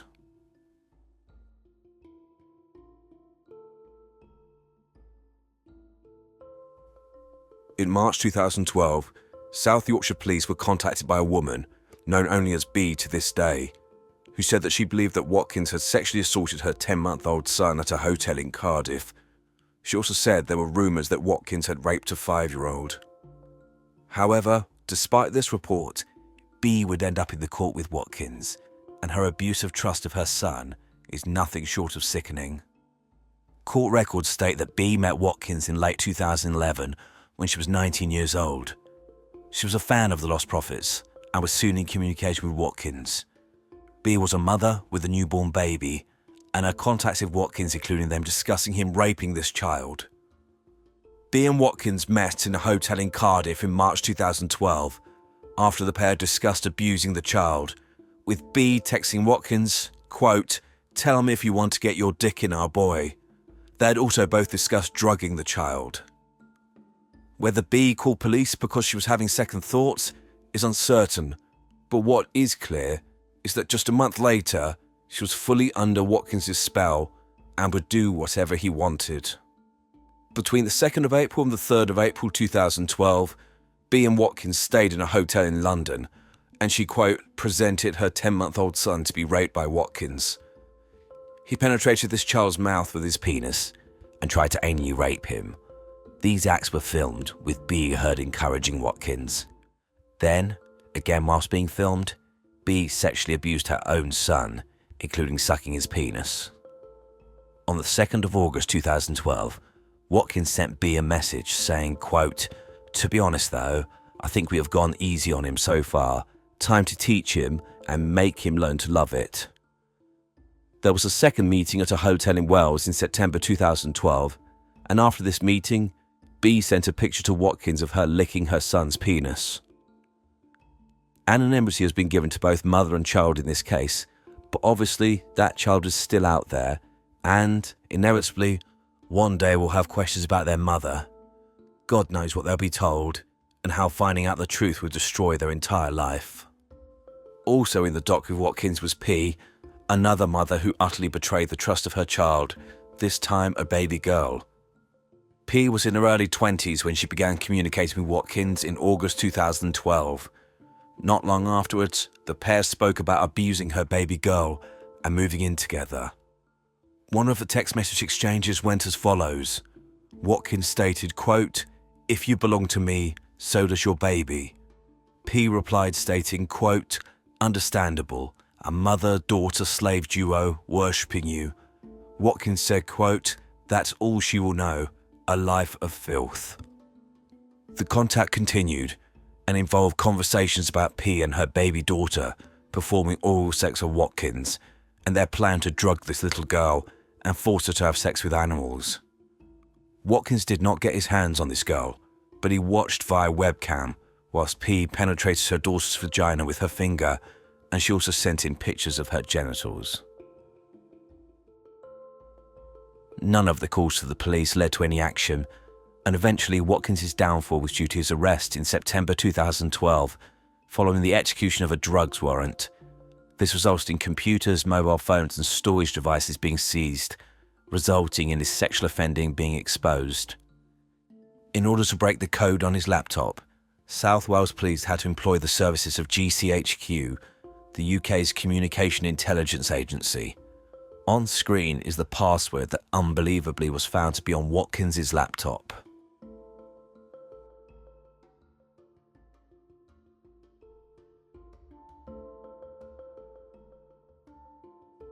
Watkins appeared in Cardiff Magistrates Court in December 2012, along with B and P, who had been identified and arrested due to the content of his computer. Watkins' barrister indicated that he would plead innocent to all offences. All three were remanded into custody. However, likely realising there was no way he could explain the material on his computer, mobile phones, etc., on the 26th of November 2013, Watkins pleaded guilty to 13 offences, including attempted rape and sexual assault of a child under 13, 3 counts of sexual assault involving children, 6 counts of taking, making or possessing indecent images of children, and 1 count of possessing an extreme pornographic image involving a sex act on an animal. Both B and P pleaded guilty to sexually assaulting their children, as well as facilitating Watkins abusing them. Sentence was set for the 18th of December 2013.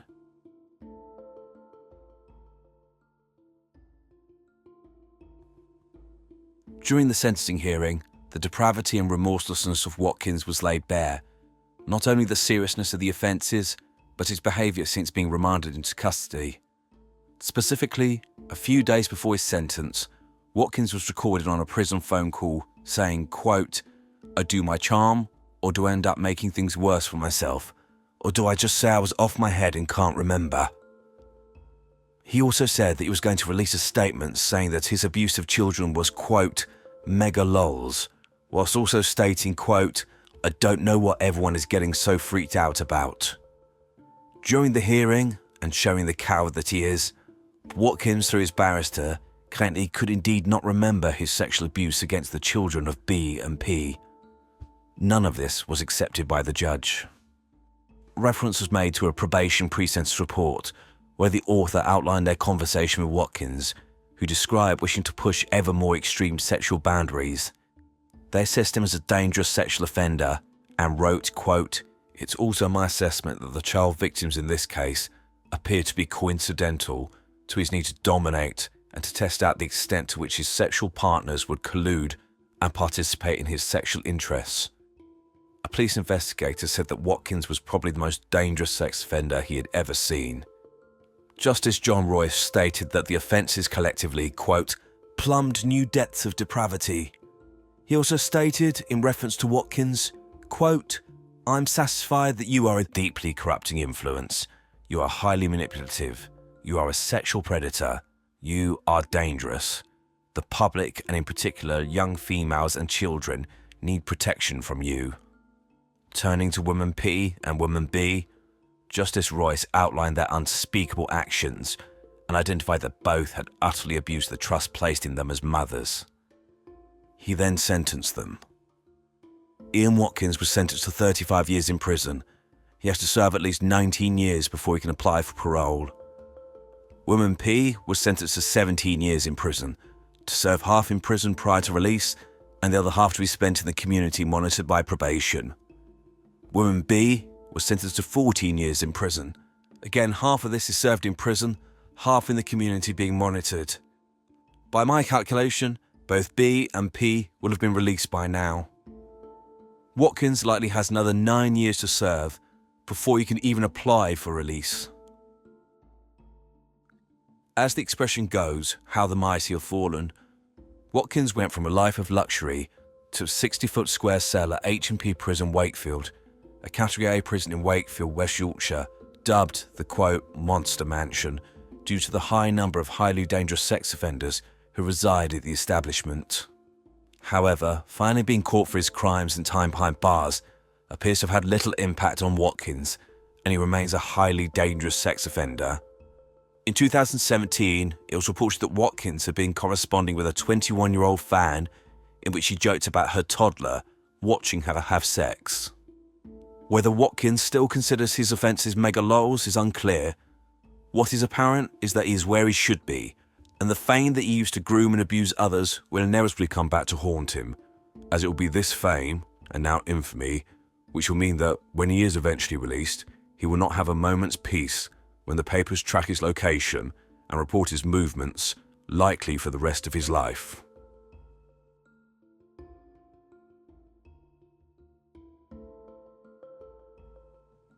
As already stated, there were numerous chances to catch Watkins years before his eventual arrest, and this led to an investigation by the Independent Police Complaints Commission, the IPCC, who published a report in the summer of 2016. Within this, they said that 3 detectives from the South Wales force should face disciplinary action after they failed to act on earlier allegations. The report concluded, quote, "The consequence of the force's failings was arguably that a predatory paedophile offended over an extended period of time. The evidence obtained in this investigation suggests that South Wales police were faced with a litany of reports about his behaviour, yet in some instances did not carry out even rudimentary investigation, made errors and omissions, and missed opportunities to bring him to justice earlier than he ultimately was." South Wales Police accepted the findings of the report and expressed regret for the handling of the Watkins case. However, I can see that one detective was cleared of misconduct, and I cannot find any information about action being taken against the other two, so it would seem that nothing actually happened as a result of the police's failings in this case. I have no doubt that Watkins' brazen behaviour and his remorselessness before and after his conviction is because he bought into this idea that as a celebrity he was untouchable and the rules of normal people did not apply. Unfortunately, this seems to be a common problem. In the UK, the name of Jimmy Savile will go down in infamy as one of the most depraved sex offenders the country has ever seen, but also because he was never convicted in his lifetime, despite everyone knowing what he was. I'm struggling to believe that if Watkins had just been a random guy, that South Wales Police would not have arrested him in 2 seconds flat. So, do you think that part of the issue in this case was Watkins being given a pass because he was a celebrity? Why is it that we give celebrities so much leniency and somehow place them above us? Or was it just police incompetence? Or both? Do you think Ian Watkins is one of the most dangerous paedophiles you've heard of? Graham Frederick Young was born on the 7th of September 1947 to Fred and Bessie Young In Neasden, Middlesex in the UK. He also had an older sister, Winifred. Young's mother died of tuberculosis when he was only 14 weeks old. Fred, overcome with grief, felt he could no longer look after the children, so Young was sent to live with his aunt and uncle, whilst his sister was sent to live with their grandparents. Young spent 2 years living with his aunt and uncle and became close to them. Eventually, his father recovered, remarried a woman called Molly, and the family reunited, moving to St Albans in the county of Hertfordshire, north of London. However, Young appeared to take separation from his aunt and uncle badly, and, from this point on, seems to withdraw into himself and was described as, quote, a peculiar child who made no effort to socialise with other children. Young was a voracious reader and, from the time he could read, was never far from a book. He became fascinated with 3 particular topics: poisoners, Nazi Germany, and the occult. With regards to the first of these topics, Young became particularly fascinated with the crimes of Hawley Harvey Crippen, who murdered his wife Cora with poison in 1910 before fleeing to America, before he was captured, returned to England, and executed that same year. Young also cited Victorian poisoner William Palmer as being a particular hero of his. Palmer was an English doctor, dubbed the, quote, Prince of Poisoners, who was executed by hanging in 1856 for the murder of a friend to inherit his estate.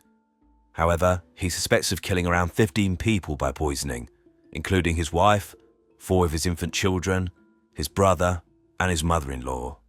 Young's research led him, at a very young age, to have developed an almost encyclopedic knowledge of poisons. Young was also obsessed with Nazi Germany and would tell anyone who would listen how Hitler was, quote, misunderstood. He even took to making himself swastikas, including a brass medallion displaying this symbol, which he would proudly wear.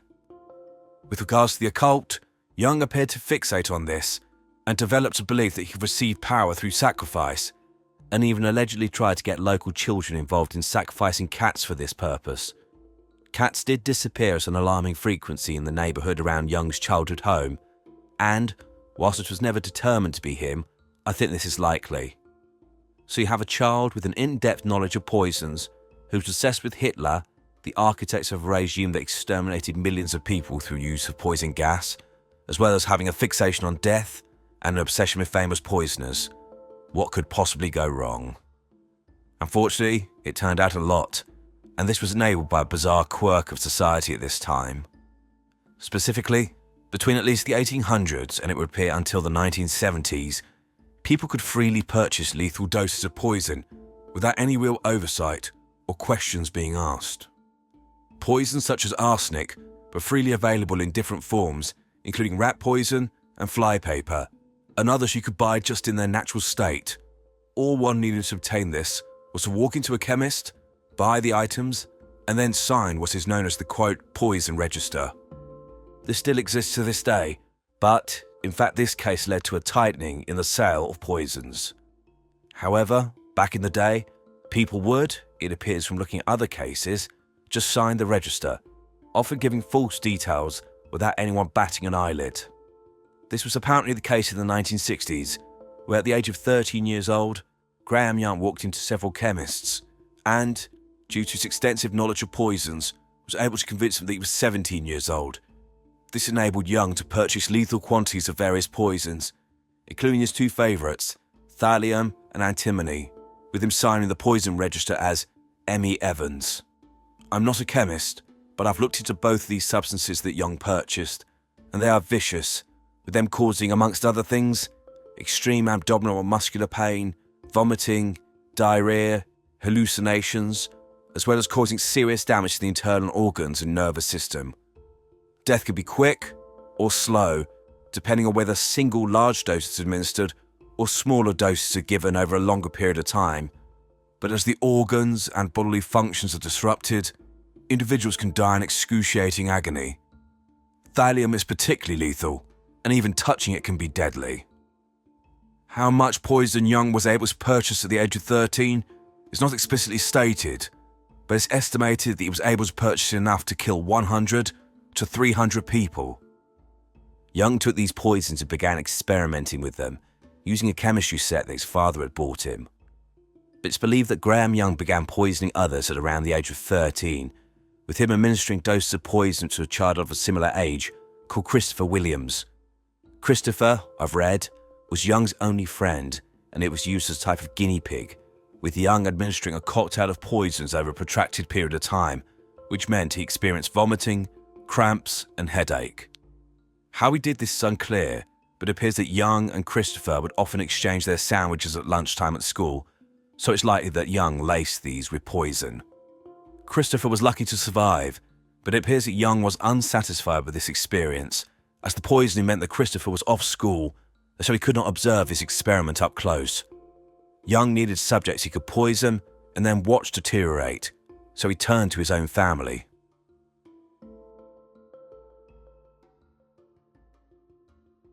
In February 1961, still aged only 13, Graham Young began poisoning members of his own family. He first began by poisoning his stepmother, Molly Young, administering antimony to her drinks and food. This led to her suffering vomiting, diarrhea, and excruciating stomach pains. In the next month, Fred Young, patriarch of the family, also suffered from similar stomach cramps, which would leave him bedbound for days at a time. In November 1961, Young's sister Winifred was given a cup of tea by her brother one morning, but found it tasted so sour she took one mouthful and then threw it away. An hour later, she was on a train to work, where she began to hallucinate. Members of the public had to help her when she collapsed at the train station, and an ambulance was called. Tests in hospital revealed she'd been poisoned. Fred suspected his son of having been responsible and searched his room where his chemistry set was located. However, Fred took no further action, aside from telling Young to be careful in the future when, quote, messing about with those bloody chemicals. It appears that over 1961, Young was administering small doses of poison, specifically antimony, to his sister, father, and stepmother. But in 1962, the main focus of his experiment was his stepmother, Molly. On the evening of the 21st of April 1962, Molly was found writhing in agony in the garden, with Young stood watching her, fascinated by her death throes. It transpired that Young had either got bored of the protracted nature of his current experiment or decided to escalate his behaviour and had poisoned Molly with a lethal dose of thallium the day before. Molly was taken to hospital, where she died in agony a few hours later. Her death was assigned to complications related to a car accident which she'd recently had, which I find inexplicable. Young suggested that Molly should be cremated, which occurred, so no further examination of her corpse could take place. Graham Young appeared to be fixated on harming as many people as possible, and at Molly's wake, he laced a mustard jar with poison, leading to at least one man becoming seriously ill.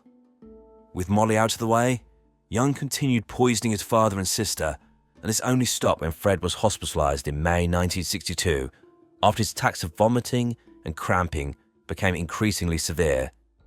Tests were run, and Fred was found to have been poisoned over months with antimony, and he was believed to be one dose away from death. However, Fred still appeared unable or unwilling to believe his son was to blame. It was his school that finally raised the alarm after a teacher found vials of poison in his desk. The school had Young interviewed by a psychiatrist posing as a careers advisor, and it became clear that Young was obsessed with poisons and had clearly used these substances to harm others. The school called the police, and on the 23rd of May 1962, Graham Young was arrested when he returned home from school.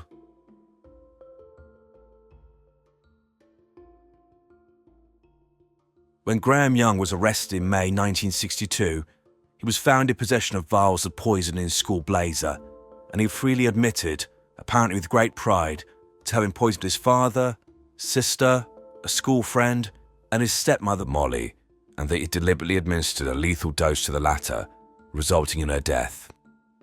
Due to the cremation of Molly's body, there was no way to verify his claims that he had murdered her, and therefore he couldn't be charged with this.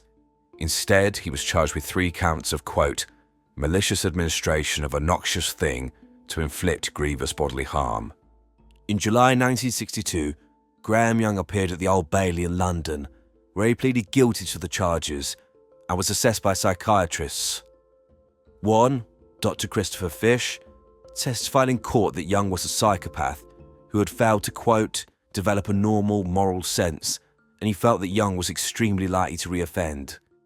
It was recounted a conversation with Young where he was unconcerned about the damage he had caused, but instead was upset about being unable to get his hands on his vials of poison, with him saying, quote, I'm missing my antimony, I miss the power it gives me.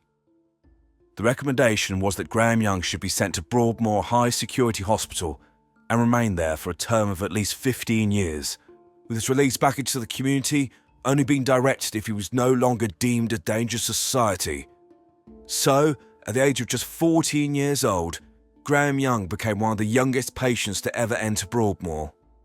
Interesting fact, the youngest patient ever to enter Broadmoor was a person called William Giles, who was sent there at the age of 10 in 1885 after committing arson. He spent the rest of his life, 77 years in Broadmoor, dying there in 1962 aged 87.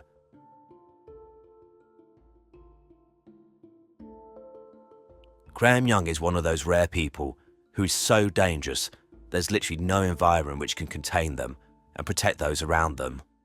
As an example, soon after coming to Broadmoor, a patient called John Berridge died an agonising death from cyanide poisoning.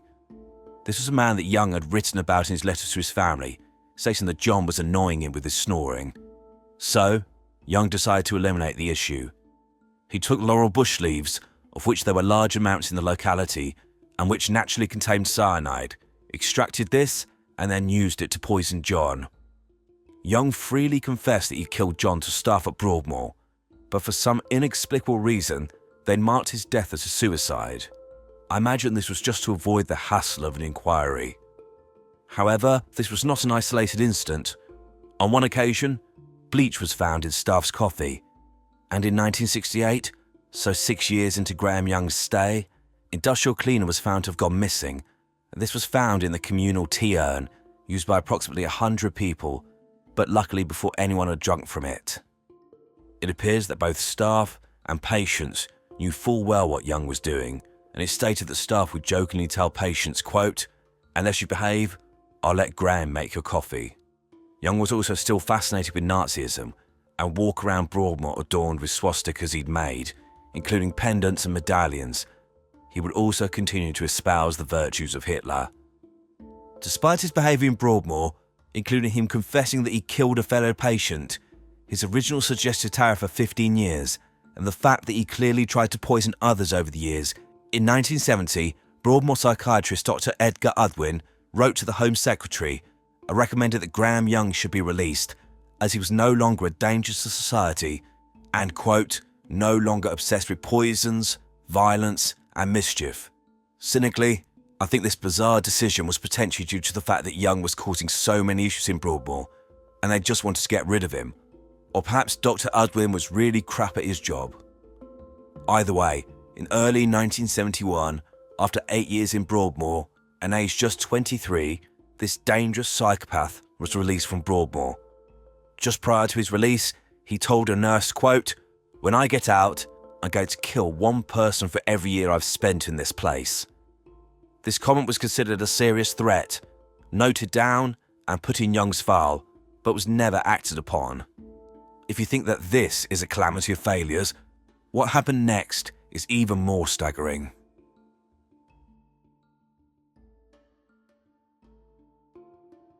As soon as Graham Young was released in early 1971, he appeared to go on a journey down memory lane, going to chemists that he bought poison from and proudly stating his name, and appearing to be disappointed when they did not receive him as some sort of celebrity.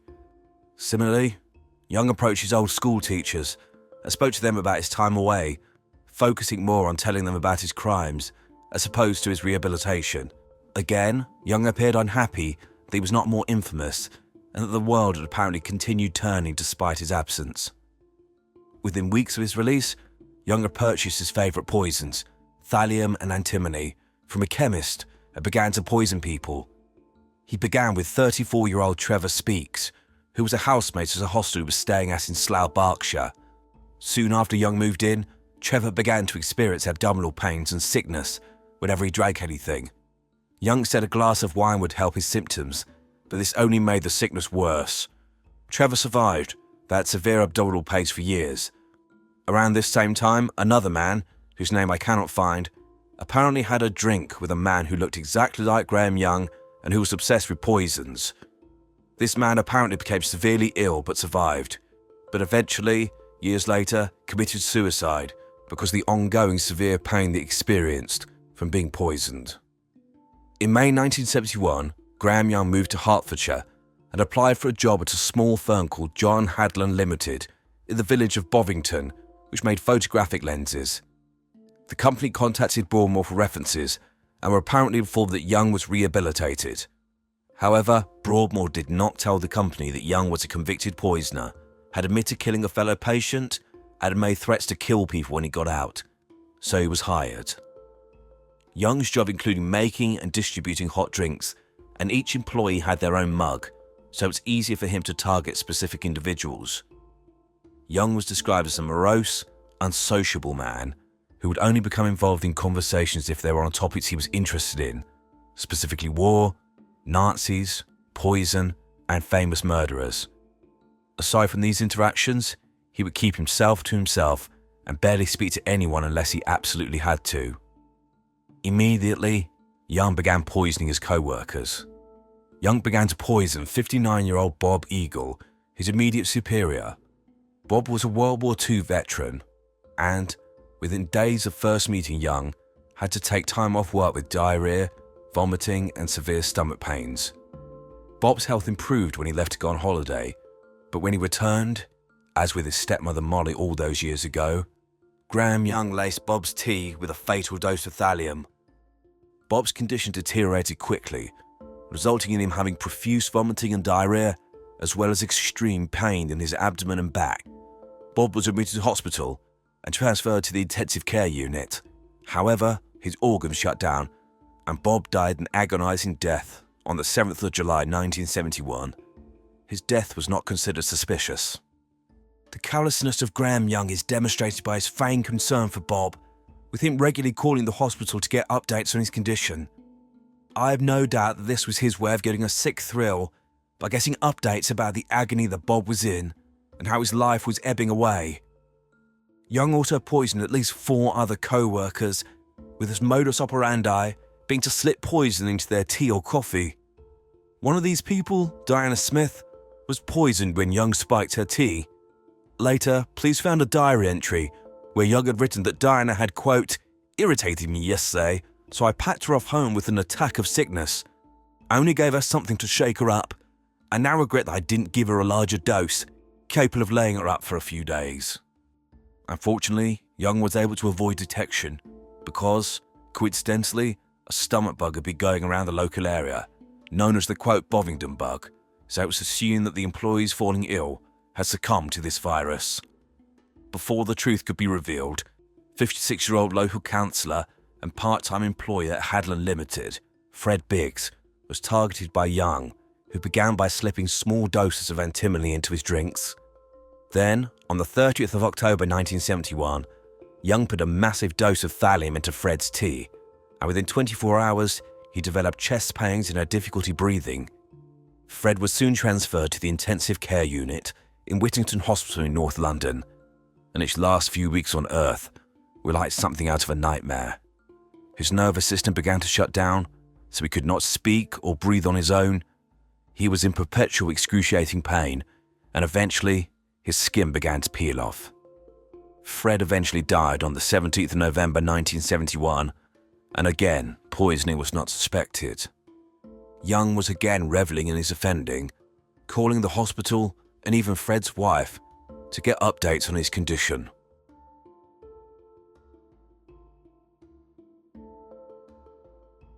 As with other psychopaths and narcissists, Graham Young couldn't help but find some way to brag about his behaviour, and his own arrogance was his undoing. Specifically, the day after Fred's death, the company doctor gathered all the staff and tried to reassure them due to the number of illnesses and deaths the company had had in such a short time. The doctor became concerned when Young began grilling him about thallium poisoning. Young's demeanour and his apparent expansive knowledge of poisons raised alarm bells, and the police were called. The police then looked into the situation and quickly found that the deaths and illnesses had started soon after Graham Young had started the company. They consulted with doctors who stated that the symptoms of those who had died and come unwell was likely as a result of deliberate poisoning. They also saw Young's criminal record and could see the reasons why he'd been sent to Broadmoor. Only then were the company informed of who Graham Young really was, but obviously by that point it was far too late. The police knew they had their man, and when they searched Graham Young's flat, they had all the evidence they needed. In particular, the most incriminating piece of evidence was a meticulous diary that Young had kept, in which he documented the progress of his, quote, patients, including dosages he had given them and resulting symptoms. He also wrote whether he was going to allow his victims to live or die. Also found in his property was enough poison to kill in excess of 300 people. In addition, it was found that Young had adorned his walls with pictures of Hitler and other Nazi leaders, as well as drawings of emaciated figures holding bottles labelled poison, clutching their throats. On November the 21st, 1971, Graham Young was finally arrested. Young gleefully confessed poisoning and killing Bob Eagle and Fred Biggs, as well as poisoning 2 other people. He bragged that he committed the, quote, perfect murder by killing his stepmother Molly Young in 1962. Young was eventually charged with multiple offences, including 2 counts of murder and 2 counts of attempted murder, and he was held in prison awaiting his day in court. So, remember, we had a psychiatrist who stated that Graham Young was no longer a danger to society, so he should be released. And, in less than 10 months, he'd poisoned numerous people and murdered at least 2, and no one bothered to tell his employers that he was a poisoner whose modus operandi was to lace people's drinks. Absolutely mind-boggling.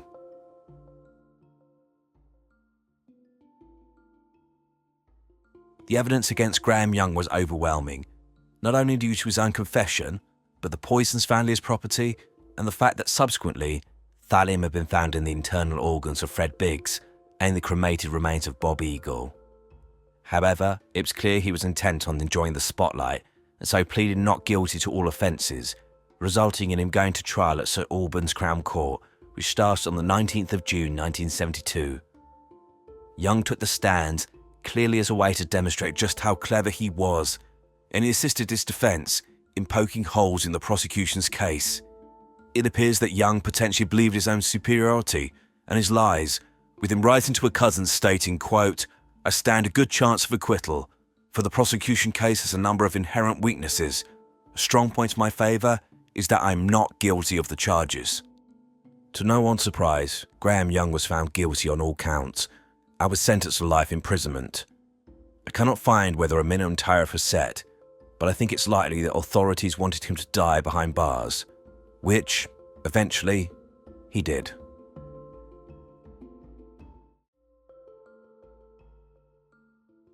So, by the age of 25, Graham Young was again behind bars, this time unlikely ever to be released.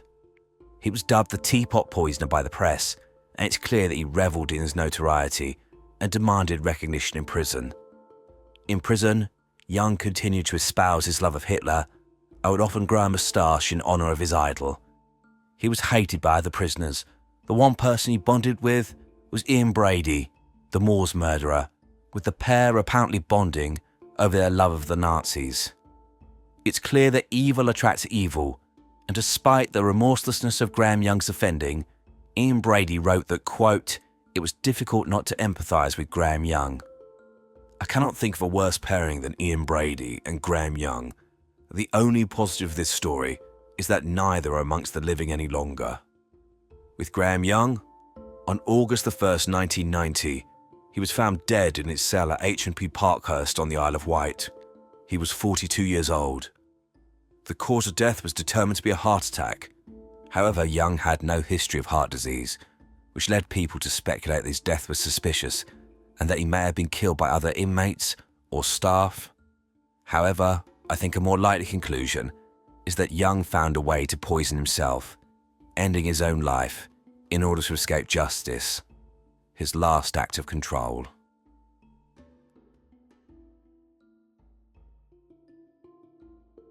This is a fascinating case, as I don't think I've covered many people as cold and remorseless as Graham Young, and definitely not a case involving poison. Graham Young was, in my humble opinion, the epitome of a psychopath, a man who had no empathy or conscience for what he did. Young is, in many respects, an easier case to understand, as he made his motivations to the thinking quite obvious, with him stating, as already said, that he missed the power that the poisons gave him. And another insightful quote came from his final arrest where, when asked how he could justify killing human beings, he stated, quote, "I suppose I'd ceased to see them as people. At least, a part of me had. They were simply guinea pigs." Taking these comments together, I believe that Graham Young saw himself as some sort of god, and mere mortals akin to rats running around a maze, with him in ultimate control of their fate and destiny. Young saw himself as superior to everyone, and those around him as annoyances to be experimented upon and disposed of when they became an inconvenience.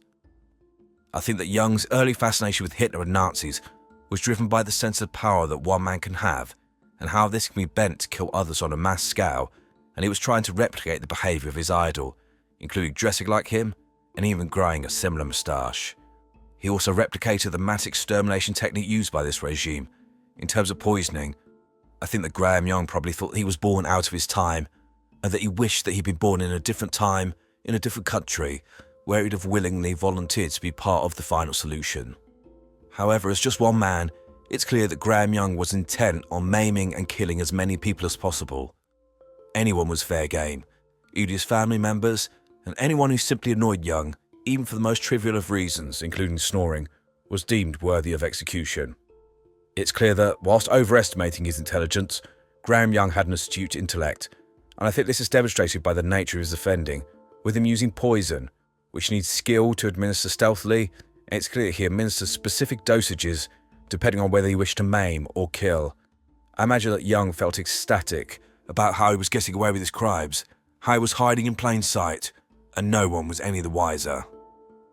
I mentioned during the intro of this video that Young had killed at least 4 people, including his stepmother, a patient in Broadmoor, as well as the 2 workers at his last place of employment.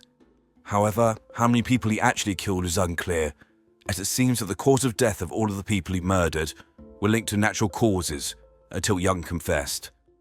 Clearly, as with the typical narcissist, Graham Young wanted praise and recognition for the work that he'd done, and I imagine he was holding back information to drip feed over the years whilst in prison. Maybe Graham Young wasn't getting the recognition he wanted and had become inconsequential, just another prisoner in the system, and that's why he took his own life. Or potentially he did indeed die of natural causes, but I find this unlikely. But, regardless of the nature of his passing, it's clear that Graham Young was an extremely dangerous and evil man, devoid of any humanity. On Monday the 24th of May 2010, Peter Gee, a caretaker at the Holmfield Court block of flats in Bradford in the UK, sat down to check the CCTV footage from over the weekend. What he saw would shock the nation It was something he's unlikely to ever forget. Checking the footage for the early hours of Saturday the 22nd of May 2010, he saw a man and a woman entering a flat. Minutes later, the woman was caught running for her life, being pursued by the man, who was armed with a crossbow. He then caught up with her, overpowered her, and dragged her back towards the front door of the flat. He then fired a crossbow bolt into her head, killing her, all in full view of the camera. The man then dragged the woman's body back into the flat. He then re-emerged, and this is what the camera caught.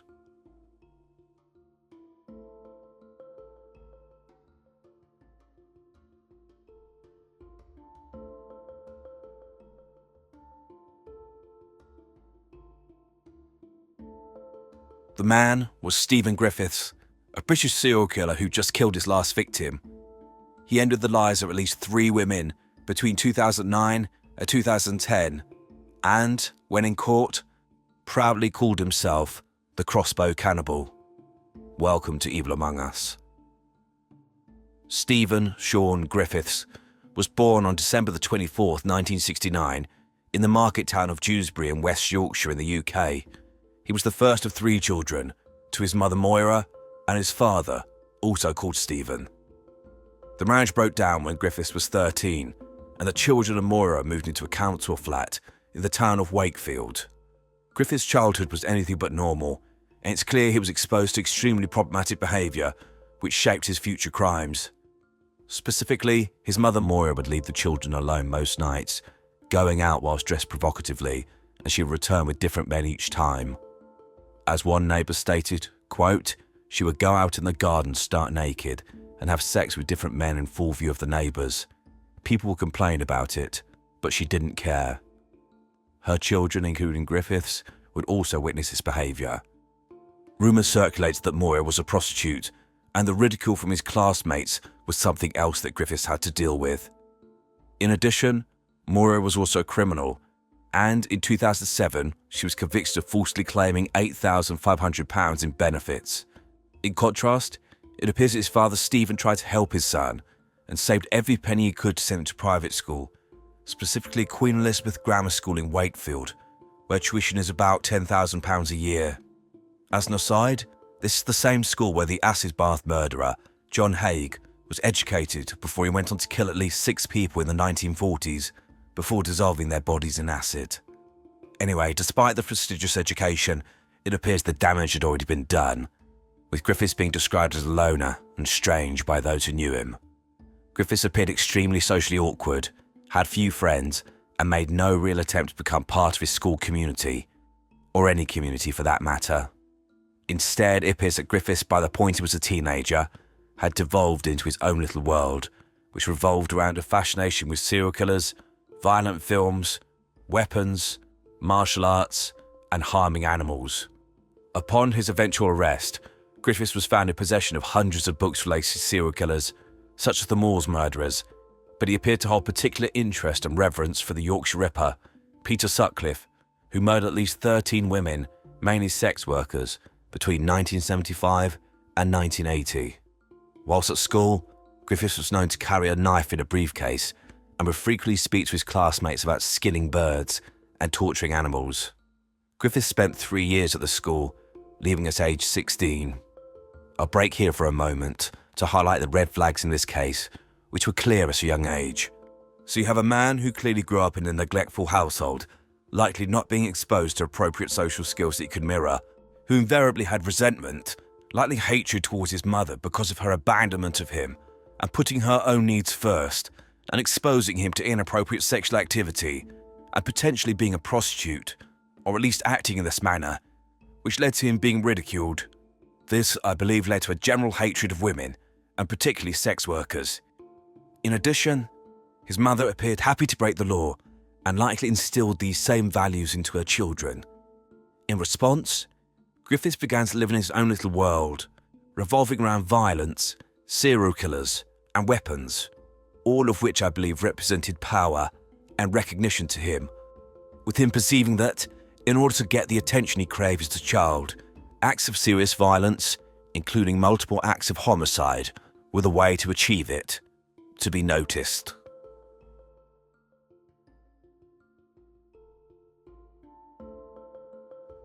it didn't take Griffiths long to start falling foul of the law, with his first conviction coming when he was 17 years old, when he attacked a supermarket manager with a knife when he tried to stop him shoplifting, something Griffiths would do regularly.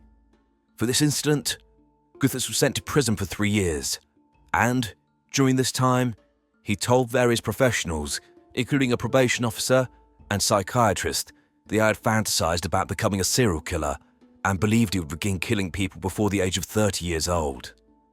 In 1989, at age 19, Griffiths was again back before the court for possession of an offensive weapon, specifically a BB gun, which he would apparently use to shoot birds, which he would then take home and dissect. Just 2 years later, in 1991, Griffiths was sentenced to 2 years in prison for holding a knife to a woman's throat. However, I haven't been able to find any information about who this woman was and the particular circumstances. Whilst in prison for this offence, Griffiths' mental health was assessed, and one doctor described him as, quote, a sadistic, schizoid psychopath. The term schizoid refers to a personality disorder which is characterized by an individual wishing to pursue solitary habits, having difficulty expressing emotions and reacting appropriately to situations, and being outwardly humorous, emotionally detached and cold to others, so someone who has little vested interest in society. This, coupled with the sadistic and psychopathic labels, indicates that Stephen Griffiths was an individual who had little connection to society, no empathy, remorse or compassion for others, and derived pleasure from inflicting pain and humiliation onto others. And on top of this, his obsession with violence, serial killers, and weapons, it's clear that this is the profile of a very dangerous man. The authorities agreed, but there was little that could be done. At that point, Griffiths had not done anything which meant they could take any real action against him. However, they knew he was a ticking time bomb. In around 1997, Griffiths moved into flat 33 at Holmfield Court, a block of flats in Bradford, which is where he will remain until his arrest, and where the CCTV footage I showed at the beginning of this video was captured. Griffiths essentially turned this property into his shrine to murder and violence, adorning the walls with weapons, including samurai swords and crossbows, and amassing hundreds of books about serial killers, as well as violent movies.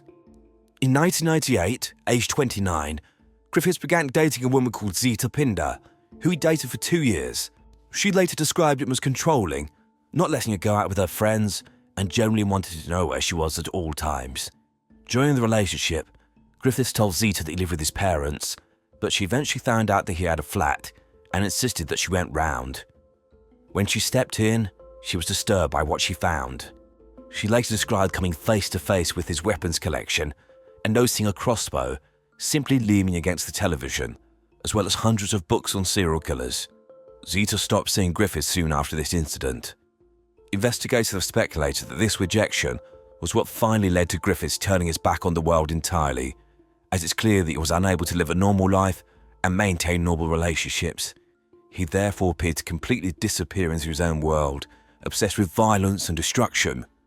Added to this, I think this incident would have intensified Griffiths' underlying hatred of women and galvanised his behaviour years later. Griffiths expressed his contempt for society online and hinted at the monster he was, with him using the pseudonym Vampiriah and stating, quote, humanity is not merely a biological condition, it's also a state of mind. On that basis, I'm a pseudo-human at best, a demon at worst. Griffiths was known to be eccentric by his neighbours. He would often be seen walking as lizards he owned on Leeds, but he was also known to be rude and aggressive, and he caused significant issues for the other residents. In particular, it seemed he would try to befriend women, but when he made sexual advances towards them and these were rejected, he'd become aggressive and threatened to kill or harm them.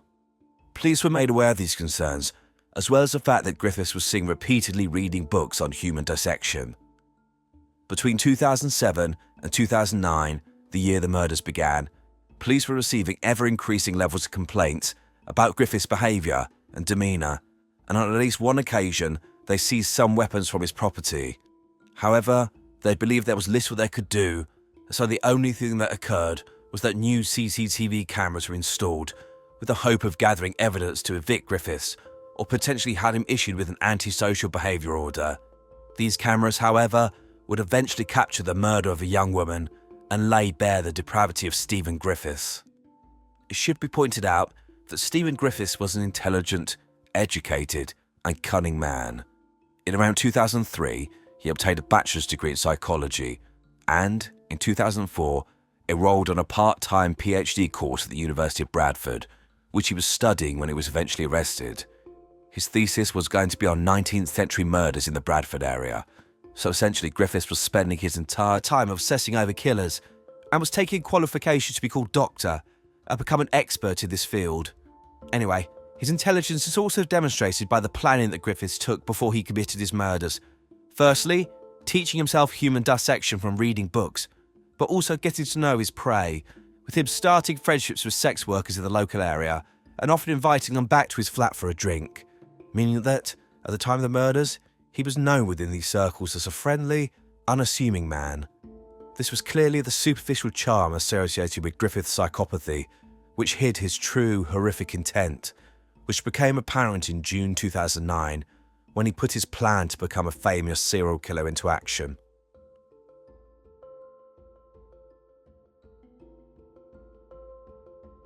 Stephen Griffiths' first confirmed victim was Susan Rushworth, who was aged 43 and worked as a prostitute in Bradford to fund her addiction to drugs. However, this was not all she was. This is not what any of his victims were, not even close. With regards to Susan, she was a mother of 3 children, a grandmother, and she had other family who dearly loved her. She was last seen alive getting off a bus on the 22nd of June 2009 in Bradford town centre. What happened to her is only known through Griffith's confession, with him stating that he met her and invited her to his flat later that day, and, when she was in the property, he beat her to death with a hammer and then dismembered her body in the bathtub. He claimed to have eaten parts of Susan's body after cooking them. He then disposed of her body parts, but has never revealed where. Confirmation of Griffith's story came when DNA analysis in his flat found significant blood splatter in the property, which was identified as belonging to Susan. At 10 p.m. on the 26th of April 2010, Griffith's second confirmed victim, 31-year-old Shelley Armitage, was last seen alive working in Rebecca Street in Bradford's red light district, close to the city centre. It's assumed that soon after this, Griffiths approached her and invited her back to his flat. When she stepped in, she was attacked, and it's believed that she was killed when Griffiths fired a crossbow bolt into her body, but also potentially stabbed her. Police later recovered horrific video camera footage of Shelley's naked and apparently lifeless body, which had been filled by Griffiths. She had the words, quote, "My sex slave," daubed in black spray paint on her back. Griffiths was heard in the video chanting, quote, "I am then Pryor. I'm the bloodbath artist. Here is a model who's assisting me." Griffiths later claimed he cooked and eaten parts of Shelley's body. Griffiths then took Shelley's body to the bathroom and dismembered her, dumping her remains at the River Aire, approximately 40 miles away from the site of the murder. At the end of May 2010, human remains were found in the river and subsequently identified as belonging to Shelley. This included part of her spine, which confirmed that she must be deceased. Her father had to identify his daughter from a screenshot that the police had taken from the video shot by Griffiths, but they were only able to show her face to him due to what he'd done to her body. Heartbreakingly, the family wasn't even able to say a proper goodbye to their daughter, sister, and friend, as almost none of her remains were recovered, and what was found was buried in a child's coffin. The last confirmed victim of Stephen Griffiths was 36-year-old Suzanne Blamires, who went missing on the 21st of May 2010. Suzanne was described as bright and articulate by those who knew her, and she started to train as a nurse when she left school. Unfortunately, she developed issues with alcohol and drugs and turned to prostitution in order to fund her addictions. Suzanne did not have an easy life. In 2011, 2 men were jailed for viciously assaulting Suzanne in December 2009, just 5 months before her death. These men attacked her while she was working in the red light district and repeatedly kicked her in the head and body. Her death is the one that was captured in its entirety on CCTV. And obviously, the full footage has not been released, but screenshots of her last moments are available. These show that at 2:30 a.m. On Saturday the 22nd of May 2010, Griffiths and Suzanne are caught on CCTV arriving at his flat and then entering the lift and walking towards his property. These images are haunting as they show the last seconds of Suzanne's life. Within 3 minutes, Suzanne is captured running away from the flat, with Griffiths stood behind her, having armed himself with a crossbow. This horrific image shows the murderous intent in Griffiths' face as he chases Suzanne and then fired a crossbow bolt into her head, killing her before dragging her body into his flat. It seems that Griffiths may not have noticed the relatively new CCTV cameras which had captured his every move, and when he saw them, rather than shy away, he used this as an opportunity to show his complete contempt for human life, sticking his finger up whilst holding the murder weapon. Griffiths set about dismembering Suzanne's body and again dumped her remains like rubbish in the River Aire, but again only small pieces of her body were ever recovered. Griffiths must have known that the CCTV footage would lead to his arrest, and on Monday the 24th of May 2010, after Peter Gee had seen the video, armed police descended on the flat and Griffiths was waiting for them. As he was arrested, he proudly told officers, "I've killed a lot more than Suzanne Blamires. I've killed loads."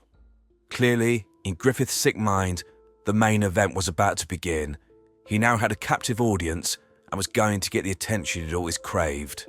Stephen Griffiths admitted his crimes immediately, and the following clip shows a portion of his interview where the police are trying to establish where he dumped the remains of one of his victims, although it's not clear which one.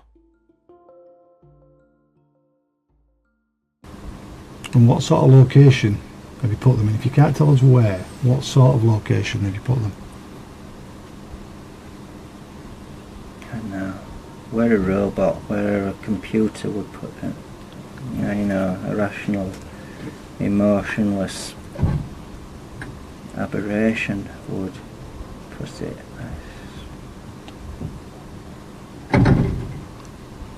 Why did you feel the need to kill her? I don't know. I don't know if I just sometimes you kill someone to kill yourself or kill parents. I don't know. That's like deep issues inside me. So why did you feel the need to kill any of the girls? Fun? I don't know.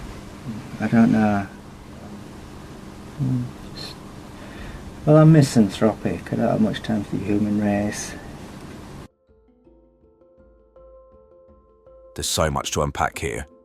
Part of Stephen Griffiths' tone of voice is down to his Yorkshire accent, but it's also clear that he's indifferent to the suffering he's caused.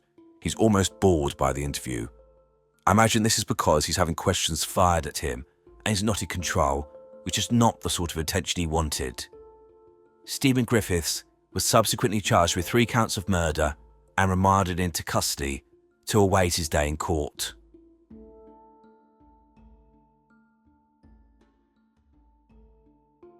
On the 28th of May 2010, Stephen Griffiths made his first appearance at Bradford Magistrates Court, a formality in the UK for a case such as this, before it's committed to the Crown Court. During these types of hearings, the accused simply confirms their name and their address. When asked his name, Griffiths said, quote, "The crossbow cannibal." This invariably caused shock in the court and sickeningly deep distress in the victims' families who were in the court to see the man who killed their loved ones. On the 21st of December 2010, Stephen Griffiths appeared before Mr. Justice Openshaw at Leeds Crown Court and entered guilty pleas to the murders of Susan Rushworth, Shelley Armitage and Suzanne Blamires. Justice Openshaw stated that Griffiths had committed, quote, "wicked and monstrous crimes," and stated, quote, "the circumstances of these murders are so wicked and monstrous, they leave me in no doubt the defendant should be kept in prison for the rest of his life." He then sentenced him. Stephen Griffiths was sentenced to a whole life order, meaning that he will never be released from prison.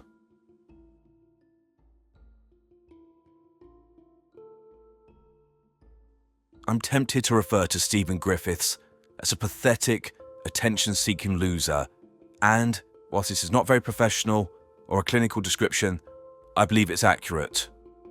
I've already given some of my thoughts about him, in that I think that his troubled childhood led him developing a hatred of women, specifically prostitutes, and, whilst he appeared to have contempt for society as a whole, these individuals represented, in his mind, an even lower form of life. Killing them served two purposes. First, it eradicated these type of people from society, but also gave him the attention he desperately craved, with him inevitably fantasizing about receiving the same notoriety as the serial killers he idolized. However, I don't believe that Griffiths was a cannibal. I've not seen any evidence, i.e. forensics of kitchen utensils, etc., which should indicate that this was true. Instead, I think it's interesting that Chaig, the acid murderer who went to the same school as Griffiths, made similar claims after his arrest, with him stating that he'd drunk the blood of his victims. He later admitted this was a lie. I think that he was trying to set up a defense of insanity to avoid the hangman. That one didn't work, but also to shock others and revel in his crimes. I think the same is true of Griffiths. Calling himself a cannibal was his way of shocking people, gaining notoriety and making himself feel big and powerful, whilst also compounding the horror that his victims' poor families had to endure. However, recognition and attention only last so long, and it's reported that Stephen Griffiths has attempted suicide on repeated occasions since his imprisonment, including going on a 120-day hunger strike in 2011. It appears that Griffiths would act in this manner when other high-profile prisoners were getting attention in the press, so he clearly was desperate to refocus attention to himself. Griffiths was also attacked in prison in 2019, during which a prisoner stabbed him in the chest with a wooden spear they'd made. If that's not poetic justice, I'm not sure what is. Stephen Griffiths is currently 53 years old and will spend the rest of his miserable life in prison, which is exactly what he deserves, hopefully slipping into obscurity and eventually nothingness. The women he killed are, unfortunately, defined by their profession in the press, which really irks me. It took me a lot of research to find information about them outside of this, but they were mothers, daughters, sisters, grandmothers and friends to people who loved them and who mourned their passing. They inevitably had aspirations to their life, but fell on hard times and were forced to make decisions which I imagine they hated, but saw that they had no choice.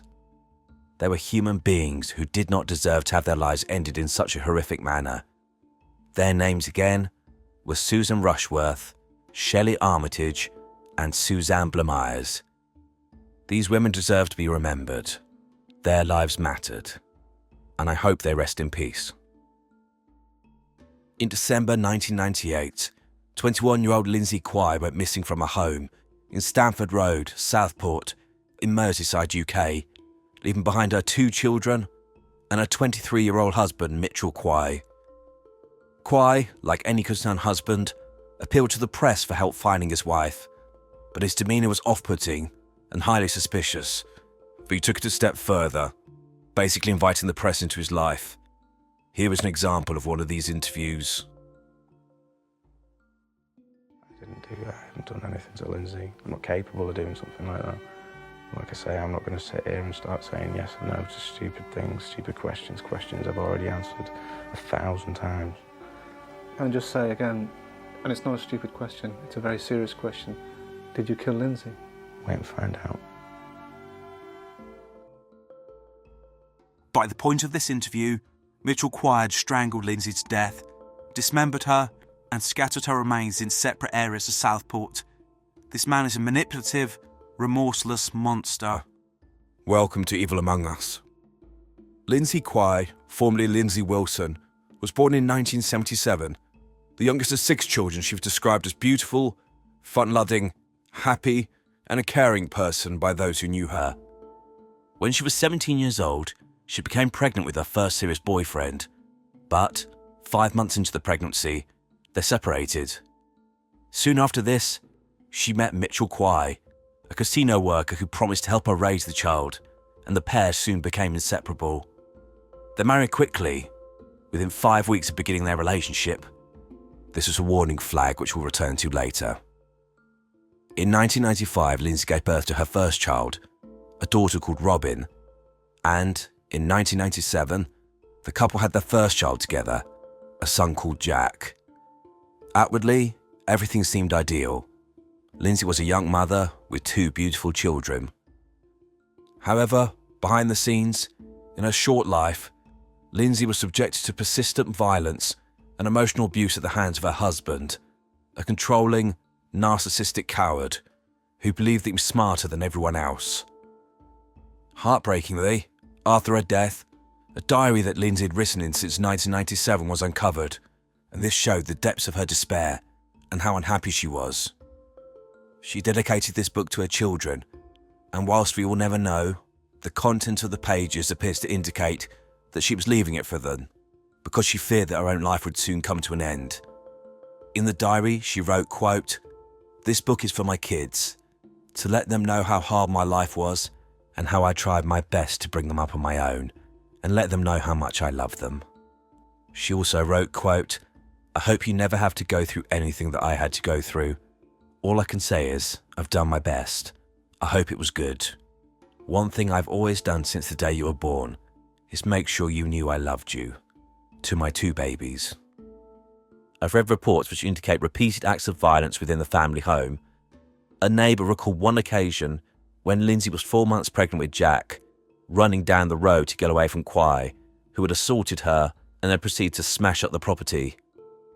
It's clear that Kwai, as with other domestic abuse perpetrators, was a coward, a man who felt the need to achieve and maintain control over his wife.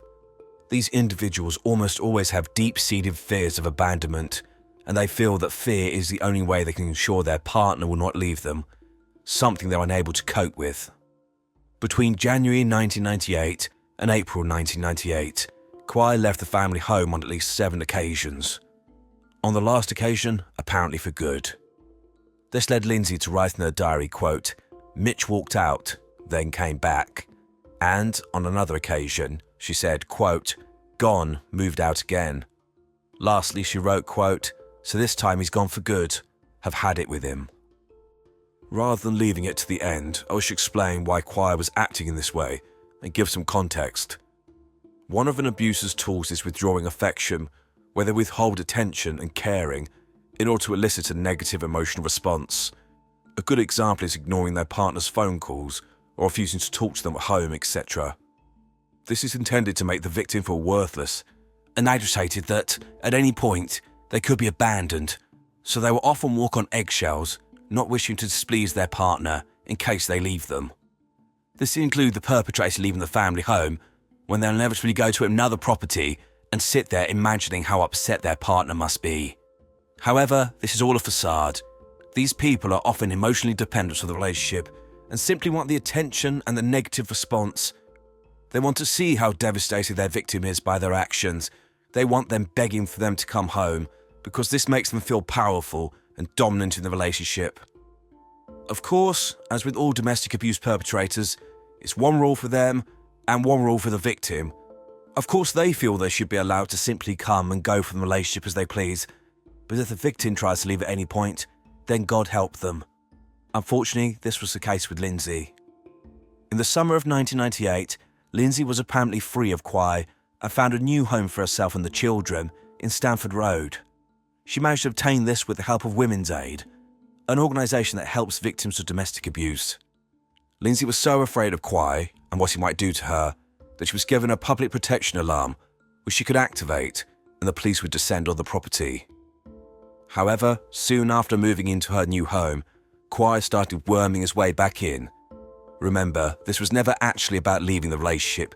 He wanted her to see how important he was to her by withdrawing his affection. However, I think he saw that Lindsay was doing things on her own, moving on with her life, and he couldn't allow this, and he needed to be back in order to control her. Kwai was living with his wife and the 2 children in December 1998. On December the 15th, 1998, Lindsay was seen alive for the last time. She then disappeared.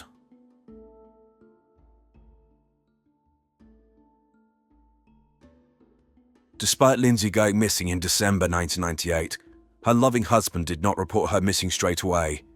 In fact, he'd never reported her missing at all. It was only in February 1999, over 50 days since her disappearance, that a concerned social worker for the children raised the alarm, due to not having seen Lindsay for some time. When the police eventually spoke to Kwai, he had no explanation as to why he'd never reported his wife missing, with him claiming that he just assumed that she'd up and left one day. Whilst Lindsay may have left him, the police struggled to believe that she would have left her 2 children without a word before Christmas. Lindsay's family also could not believe it, and they knew Kwai was lying. They had no doubt that Kwai had hurt Lindsay, but it was a case of proving it. However, Kwai, being the narcissist that he is, couldn't simply put his head down and get on with his life. Instead, he craved the media's attention. He went on morning television to make an appeal for his wife, and even invited journalists and a documentary film crew to follow him around. Everyone who came into contact with Kwai was suspicious. He seemed to show no negative emotions when talking about the disappearance of his wife, the mother of his children, and instead seemed jovial, without a care in the world, with him later being dubbed the, quote, smiling killer. Kwai obviously thought he was very clever, but the police knew almost immediately that he was the killer.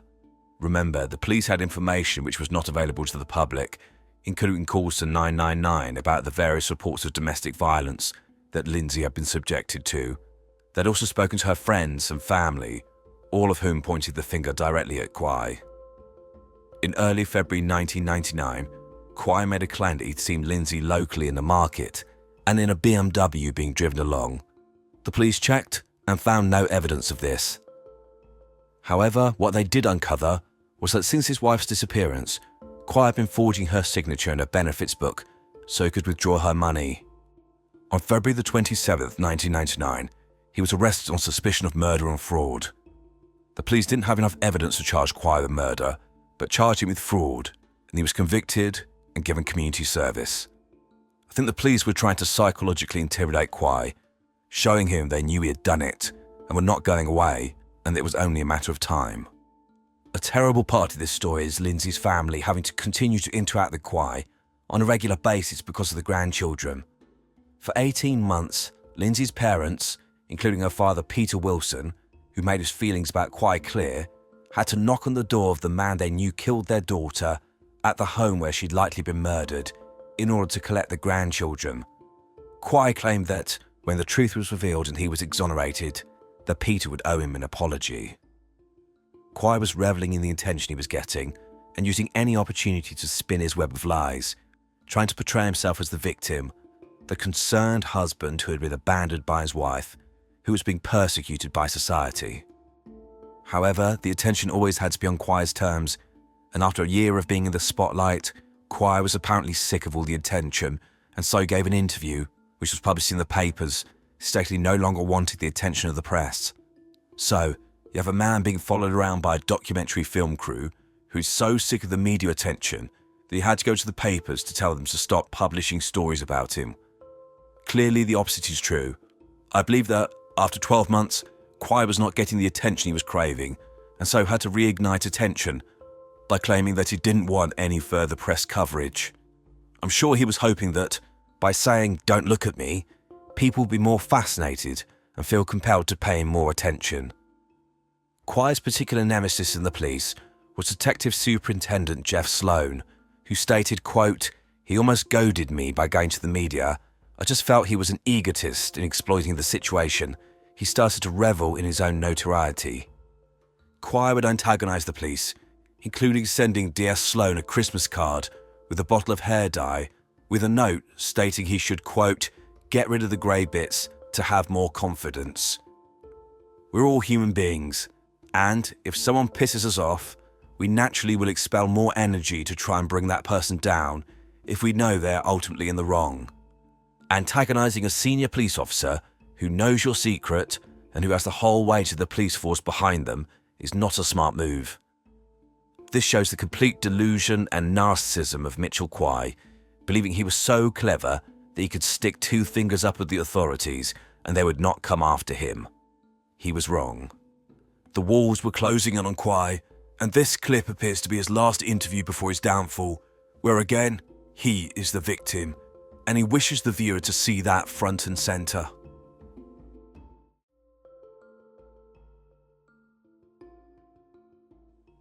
The police have been working on this case for 18 months, convinced that Lindsay was dead, and, although they didn't have a body, They were able to show there had been no activity on her bank accounts, she had not kept any other appointments, and no one, aside from her husband, had apparently seen her since December 1998. In addition to this, they had records of his apparent violent behaviour towards her and statements from her friends and family that outlined the same. They also had nothing from the inquiries which would give any indication that Lindsay would have ever left her children. In addition, the police found out that on the day she was last seen alive, the 15th of December 1998, Lindsay had spoken to friends about meeting with a solicitor to finally divorce her husband. There was likely more information the police had, but I cannot find specific reference to it. I do know that they searched the family home, so potentially they found forensic evidence. Regardless, on the 7th of June 2000, 18 months after Lindsay went missing, Mitchell Quay was arrested on suspicion of murder. He gave no information during interview, but this didn't matter. The circumstantial case was enough to charge him with the murder of his wife Lindsay. However, being charged seemed to open the floodgates, and Mitchell Quay confessed to killing his wife.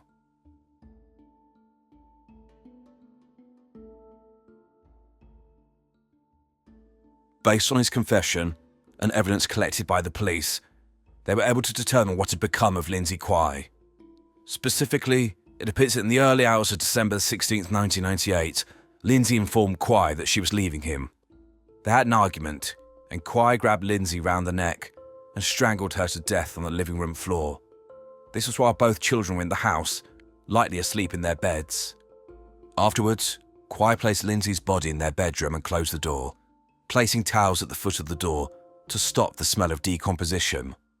How long Lindsay remained in the bedroom is unclear, but it's apparent that Quay carried on as if everything was normal, taking the children to school, feeding them, and playing with them in the house where their mother was lying dead. However, Quay knew that he needed to dispose of Lindsay and employed the help of his brother, Elliot Quay, aged 22 years old at the time, and who was employed as a butcher.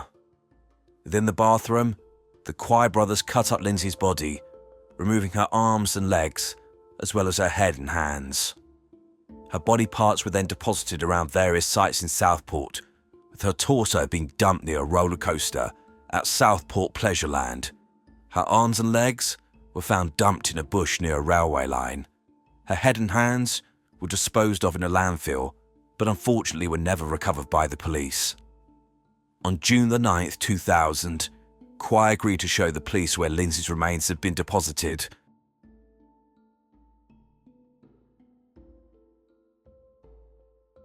On the 16th of January 2001, Mitchell Quay appeared for sentence at Liverpool Crown Court before Justice Brian Leveson QC, having pled guilty to the murder of Lindsay Quay. This was clearly a calculated move by Quay, as he'd agreed to plead guilty to manslaughter, i.e. admitting that he killed Lindsay, but claiming that it was an accident. However, this was rejected. I've no doubt his guilty plea was to get some credit from the court for his sentencing.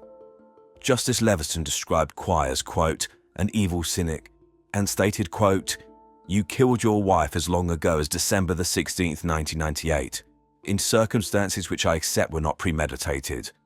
What followed, however, was very different. Over the next 18 months, you embarked on a deception of breathtaking cynicism, appearing on the television and radio, bemoaning your wife's absence and castigating police for directing their attention towards you. He then sentenced him. Mitchell Quay was sentenced to life imprisonment with a minimum tariff of 17 years for the murder of his wife Lindsay. His brother Elliot Quay was sentenced to 7 years for dismembering and helping to dispose of Lindsay's remains.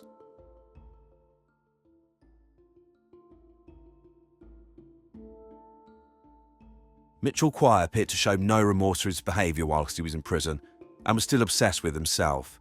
Psychiatric nurse Chris Keneally worked at the same prison as Quay and stated that he was, quote, one of the most unpleasant psychopaths he'd ever met.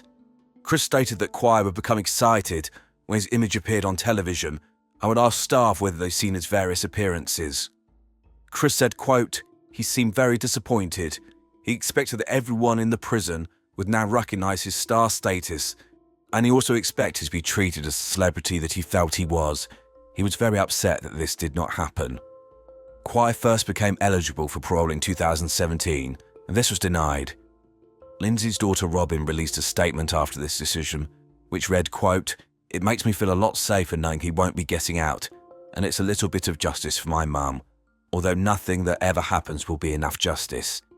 There's not much more to say, other than we are happy we can relax for a while and not constantly have it at the back of our minds."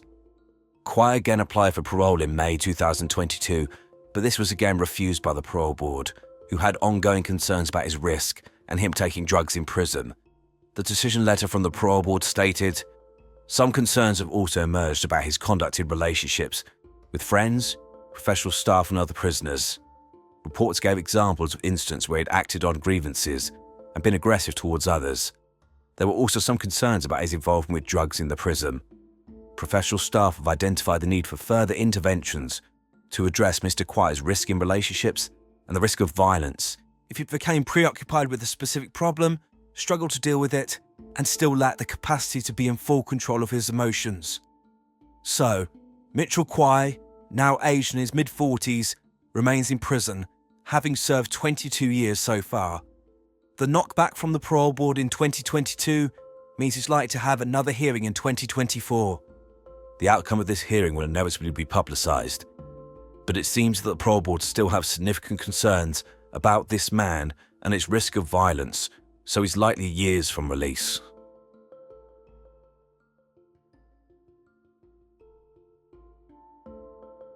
I keep returning to the issue of domestic abuse, and I make no apology for this, as it's insidious and one of the worst types of offences I've come across, given how underreported it is, its persistence, the profound psychological and emotional impact it has on its victims, but also the often fatal consequences of this type of behaviour.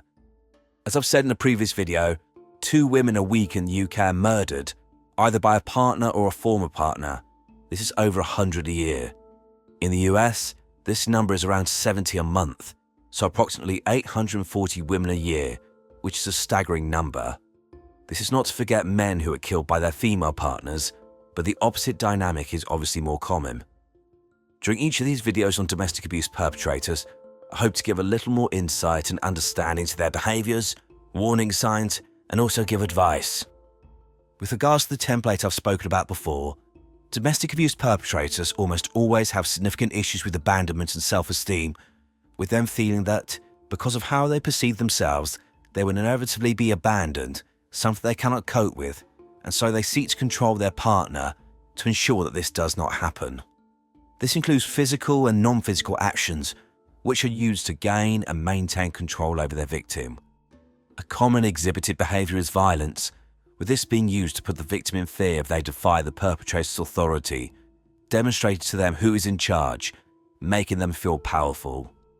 However, there are also emotional and psychological methods, and this includes, as already stated in the case of Mitchell Kwai, withdrawing affection, which can include ignoring the victim, threatening to leave them, or actually leaving them. This is intended to cause the victim emotional distress by making them feel abandoned, and therefore, when this affection is given, it's usually with certain conditions, with the victim having to act in a certain way.